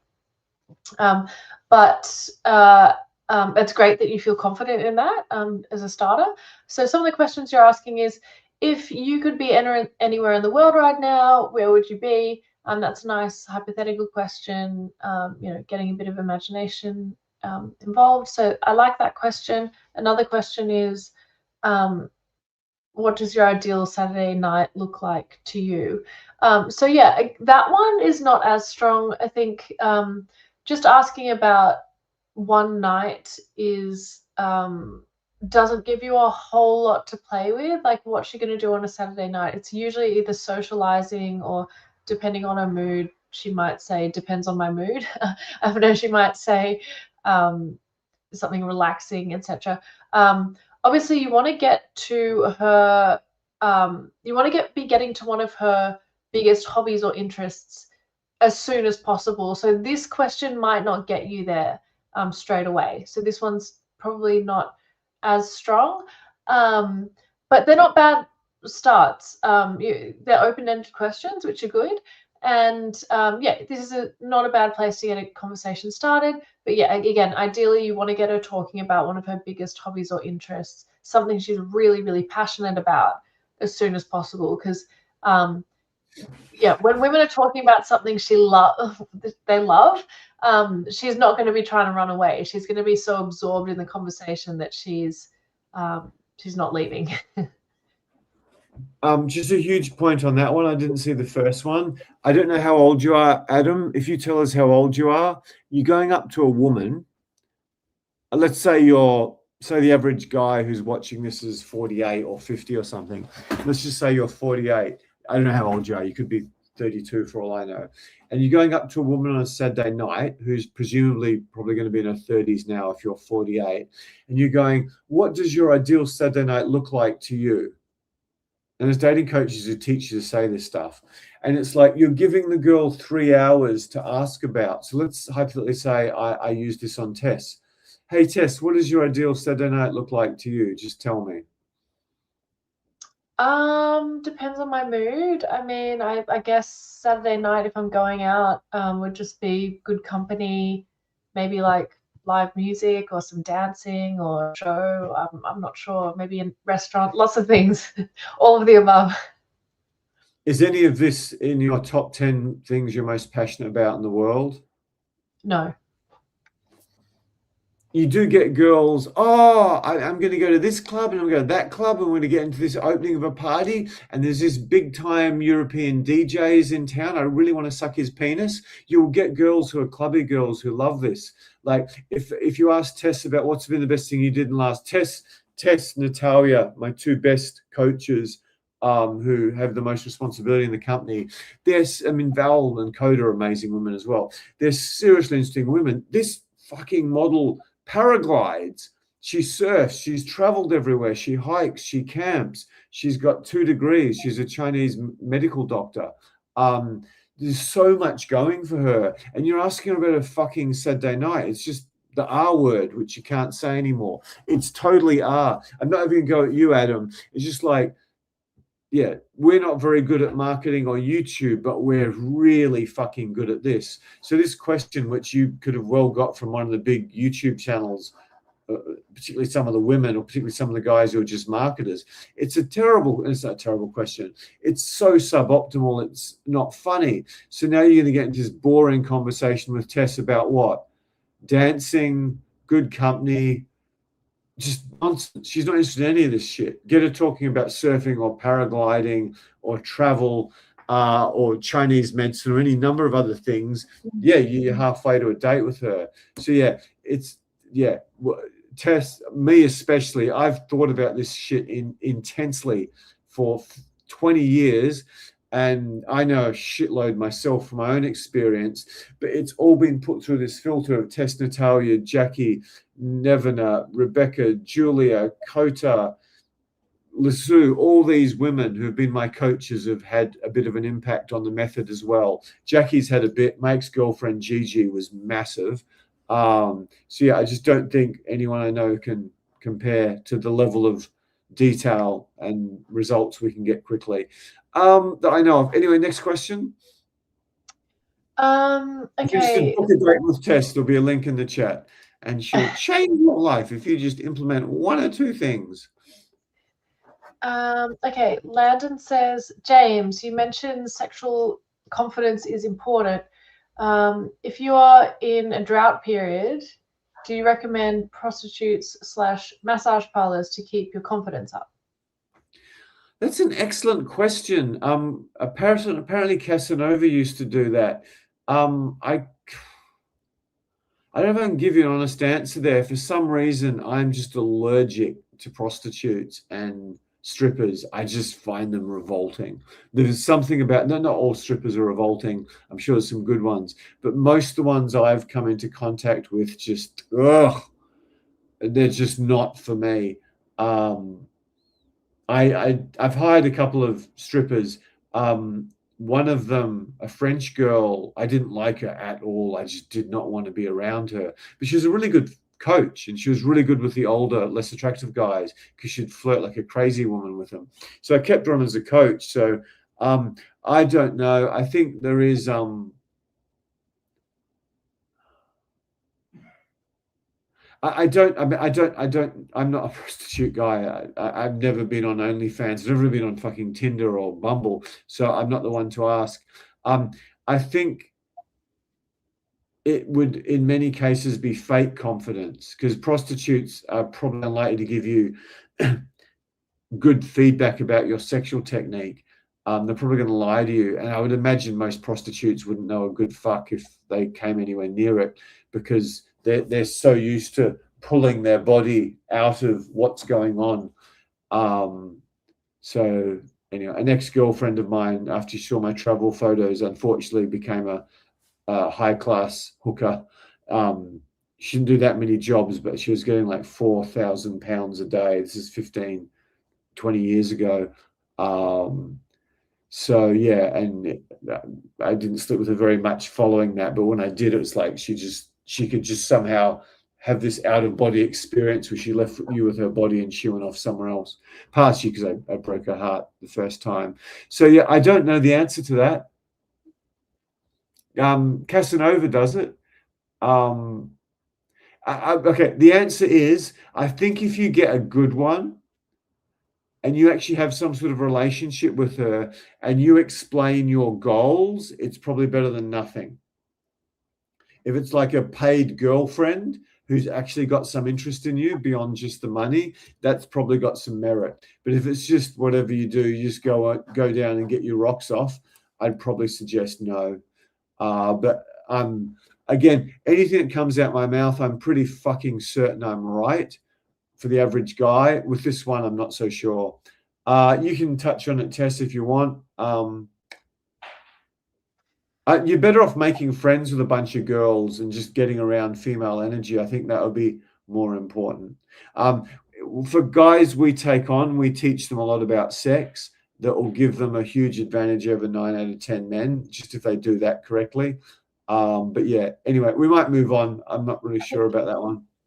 Yeah, I think the thing is with sexual confidence, obviously, experience is quite important. So if you can't get experience any other way, then that's potentially beneficial. But again, like if you're having sex with prostitutes, it's not like a real authentic experience. I don't know, actually. I've never had sex with a prostitute, so I don't know what it's like, but I imagine that it's her job to kind of make you feel like you're doing a good job. So I don't know how real it is, like if they actually have orgasms, or I don't know. So you're not really getting the feedback, but you're getting, I guess you're getting more familiar with touch, etc., and intimacy in general. So that's probably a good thing. But yeah, again, like you can get a lot of, like, go do a massage course or something. Then you're getting a lot of feedback on touch, and also there's like an intimacy level with that as well. Yeah, I think that, yeah, doing any sort of activity that includes a lot of touch with a woman, like dance classes, etc., are going to help a lot as well. So yeah. I think Tess has had much better ideas, and it's not too hard to bang the girls in your massage class just quietly. Potentially, yeah. Like a third of the way there before you start. Anyway, we want to wrap up. We don't want to do another 3-hour one, so let's just fly through the best questions. Okay. If anyone's got a question they really, really want to answer, just put it in the chat again, and we'll make sure we'll do the last few. Name, last name, welcome. I haven't seen you here before, so welcome. Hi, James and Tess. What would your first steps to be to meet and date high quality women after immigrating? Is it harder to start without much local status? And what are the quickest ways to build it? That's a great question. I want to start. First of all, okay. Don't be a fucking racist. The guy I went for a walk with, I don't put Australian women down. He'd rather date a 50-year-old, fat, stupid, ugly Australian woman. He'd rather have sex with her than a 22-year-old Japanese supermodel. So don't turn your nose up at your own women if you've come all the way to Australia, because you'll have a bit more status with them than the Australian girls. And if you'd rather do the 50-year-old Australian woman, the Japanese supermodel, you need professional help. So yeah, that would be one of the first things. On a serious note, I don't know, tell us what you do and that sort of thing. One of the things we do for a lot of our clients who aren't Australian born or aren't from America or something, or even if they are from America, is we help them integrate into the culture very, very quickly. So that would be huge. Probably just what Tess said, go along to dancing class, go along to yoga, just talk to people. You probably need to, because guys, the skills we teach here you've probably got to start by making a lot of friends here. Because guys think they're just going to go from lonely, no one to talk to banging some hot girl. Some magic wand's going to happen. Part of the status is to actually get better at meeting men and building relationships with men that don't necessarily need to end up in dick sucking, as I was joking about earlier. We might just move on, unless you got something pressing to add to that, Tess. We might just move on. No, I mean, just quickly, if you've just come here, that's great. That's great. Use that to your advantage. You know, it's like, hey, I'm new here. I'm trying to meet people. Women will obviously you know, it's very authentic. Women will likely respond well to that, and be really outgoing. The best way to, like, you know, build a network is to, you know, the local cafe that you go to, start talking to the other locals who go there, speak to the owners, speak to the people who are serving you. Same with if you go to the gym. You want to be really outgoing and speaking to everyone. And the fact that you've just come here from elsewhere, people will respond well to that, because they're like, oh, it makes sense. This guy's trying to, you know, make friends, meet new people, etc. So that's actually a big strength. So use that to your advantage. Just quickly, there's a bit of nuance to that. You could be like some PhD particle physicist from the best school in India with a thick Indian accent, and many Australian women will look down on you and treat you badly, whereas you could be some dopey loser French teenager and women will fawn all over you. So yeah, just don't neglect your own people. If you tell us where you're from, that might give us some context. Okay. Next one. Just to answer your question, history, you asked where history is from. He says Germany, and he said, if I lived in Australia, I would have taken your boot camp a long time ago. Thank you, that's awesome. We do book a session with me, history. Like, I'd love to work with you. Yeah, I've worked with lots of guys in the US, Europe, who haven't necessarily done the boot camp, but made a lot of progress just from working online. So that's definitely an option. James, I should just say something. We've got the boot camp, and then we've also got a package below the boot camp where you don't get the very expensive boot camp, but you get the calls, which are insanely valuable. Without giving you my business model, the amount of money I have to pay the women to show up, put a bit of makeup on Zoom, my very best coaches, and can coach from Bali or can coach from, you know, the Central Coast or wherever they live, is quite a bit lower than the boot camp. So the amount of value you're getting, if you become one of our students, the insane amount of value you're getting the whole boot camp package without the super expensive boot camp, you can make so much gains for a smaller amount of money. And if you are a long way away and the idea of a 24-hour flight doesn't exactly give you a raging hard on, we can get you so much gains just over Zoom. So if you are a regular,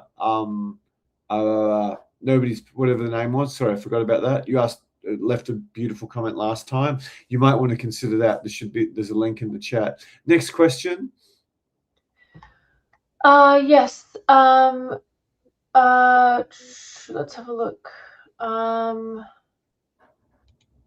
Stevie says, can these methods help me attract high quality women for a long-term relationship? Yes, absolutely. Absolutely. Yes. Especially if you're able to pass the tests for long-term. That's really, yes, absolutely. Obviously a lot of the stuff we teach is about attracting and early dating, etc. But things become a lot easier after that. You know, once you've kind of set the hook, you've really impressed her on the first few dates. A lot of the game playing and stuff, the initial, it changes, but a lot of the initial game playing stuff can kind of dissolve naturally once there's like trust and rapport built. Yeah. I might split this one up. Thank you, Peter. That's really sweet. The other day, a coach called Money Wing Girl had YouTube videos about why girls love other guys. She'll come half of your content. I don't know. She's very close to the best marketer in the whole industry and one of the best YouTubers. She was mentored by a guy called Eben Pagan, who's essentially a genius marketer. So I know early on, I was considered a mentor to some of the people who pushed the whole natural instead of pickup artist lifestyle. and a lot of the stuff I put on a website called Charisma Arts, and then on my own site got copied massively. So I don't know if she's directly copying me, but certainly going back 15 years or more, I got copied absurdly a lot in terms of the natural side of it. But I don't know whether she's directly doing that now. I mean, she might have some people scouring the internet looking for good copy, for good content.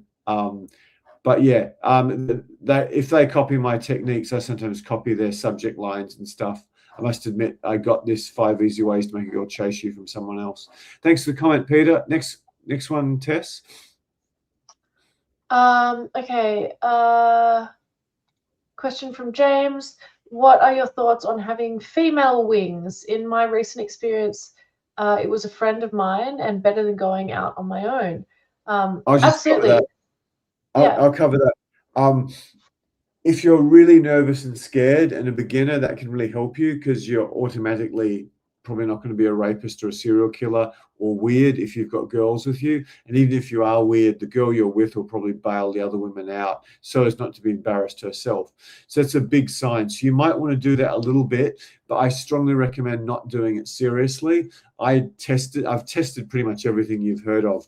Yeah, and I understand statistical significance, which very few people do because I'm ex-finance with a bunch of finance degrees. So yeah, when I went out with other women, it was really good for meeting women, but it generally got me into this awkward situation. It's like, oh, who's that Tess? And I go, oh, she's my star employee. She goes, Tess is really cute. Why aren't you with her? I'm like, so I don't want to be me too'd. Yeah, but she's still really cute, and maybe I think she's make up. Maybe she likes you. They just grill you all these women's tests about why aren't you banging your hot friend. So if you've got a really ugly wing girl, you could do that, but then that's not very good for your status. So it's like one of those things that might be like a stepping stone, where if you're really nervous and you don't want to, yeah, you can start with it. But like I will very often bring a female coach or two out on the first night of my boot camp. I generally don't want them out on the second night. Sometimes I bring them out, but then I make sure the more confident guys that stay the fuck away from him. I don't want him making his approaches easy. He's got to learn. So yeah, I would definitely depend on it. It might be a good stepping stone at the start. Next question. Yes. Okay. How well do these techniques work on dating apps for men over 40? We're very much talking about in-person interactions here. So dating apps is a whole other game. Same with texting. Well, the texting game. On dating apps, you really want to be standing out from the crowd on a dating app, and women are really fickle on there as well. So, and it's a highly implied social setting because it's where singles go to meet other singles. So this isn't exactly what we're talking about here. Is not specific to dating apps. No. In terms of dating apps, we recommend, unless you're tall and hot, and probably younger than our average client, don't even waste your time on them. If you're traveling, there might be still some argument. They are gone. They peaked in 2016. They have died. We've now got Nano Banana from Google, where everyone's the world's greatest Photoshop expert. It's a waste of time. It's full of bots, women running some sort of sex funnel to OnlyFans or prostitution, or like some of the most fucked up women ever. And maybe you get the odd hottish single mum with 4 kids. It's gone. Hot girls are not on dating apps. Instagram killed them. Okay, thanks. Lovely comment from Virtual. Great conversation coaching by Tess. She's masterful. Wait, sorry. Read Huh? Read this from Virtual. Sorry, this one's good. Sessions with Tess have been revolutionary. Interactions I'm getting are so good. Had a date last night and she loved it. I didn't. Great combo is so critical. Got another next week. All from Great Conversations coach by Tess. Yay! Love that. Absolutely love that. Thank you for sharing. That's awesome. Yeah, thank you so much. Yeah. Can you put And that up when the video? If you put that up when the video goes live, we will love you very, very much. That comment up. You just cut and paste it. Thank you so much. Landon's agreeing as well. Those sessions with Tess are phenomenal. Such great value. Awesome. Thank you so much, guys. We really, really love to hear that. And yeah, if you guys haven't tried it, I have some availability. So please book in with me so I can help you too. What else is here? There was one more question. Landon and Stevie, if you could put them on the live video, that would really move the needle for us, and it'll get you more YouTubes and more sessions and everything. Once we get to a certain level, Tess will be making her own content and I'll be making much more content. And probably in the short term, we'll just cut all these up. There's so much valuable stuff in here, albeit they're quite long, and they'll be just splashed all over the YouTube channel, and you'll be able to know exactly what tip you're getting where rather than having to watch the whole thing. Which you still should, because there's so much good stuff that comes out of it. Okay, next question. Okay, Landon says, part 1, Tess, I went to a singles dinner last night. A 5-foot overweight male fund manager was there. He spoke about the weather. Then he mentioned he knows the CEO of CBA, CEO of AMP, etc. Part 2, the female nurse at the table shouted, "Can I have your number? Can I have your number?" Do you think he is in her pants now, dumping his load? That's a bit graphic there at the end. Who knows? I'm not sure. Obviously, this woman's quite impressed by the fact that this guy, potentially has money and knows these people. So it shows you that women are attracted to men who are like, it could be just about the money. That's the thing. Like, it's hard to say. Like, if this woman's like a bit of a gold digger, it could be just about the money. But also the fact that he knows CEOs and blah, blah, blah. That's potentially attractive just for the fact that he's a leader. He's, he's able to mingle with, with CEOs, etc. So even without knowing what he does, that would be attractive to her. So you can see that her just going straight away, "Hey, can I have your number?" You can see how that works. Whether he's dumping his load in her pants right now, hard to say. Yeah, I won't comment on that one. It's possible. The big issue there is if you go into girls and you get them on that basis, there's a very good chance that you could end up in some sort of Me Too claim or some sort of very, very toxic relationship. Because if you go in and lead exclusively with money and you're not that attractive, you're going to get girls who just want the money. And that is not a shortcut to happiness, I can tell you, having coached so many people. Next question. Yeah, I agree. The fact that she's been like, "Oh, can I have your number?" just from him name dropping a few things, I would say that's a little bit of a red flag about the woman. Yeah, maybe she was just joking. Okay, so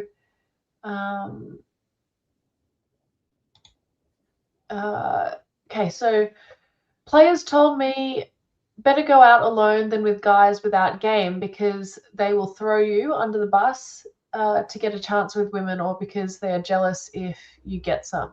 What is your take? Yeah, I'll do that. That's really common. Yeah, a lot of guys will train with us or they'll learn some skills and they go back to their regular friends, and that happens a lot. So yeah, that's why it is hard, because one of the big challenges is to get the skills yourself, and then the simple fact of learning in bars is so efficient where you can do 20 approaches in a night. If it's a big bar, you can just walk to a different part and start again. So yeah, I say there's a lot of truth in that. It depends. Some of you might have friends who have some level of social skill. Maybe he's worked in sales. Maybe some of your friends are okay. So yeah, that's probably yeah. If you're going out picking up girls, it's like most guys who are really good. Most guys who are very wealthy Most of their friends are very wealthy. I don't think anyone's going to argue with that. Most guys who are very good with girls, most of their friends are very good with girls. It's just the way it is.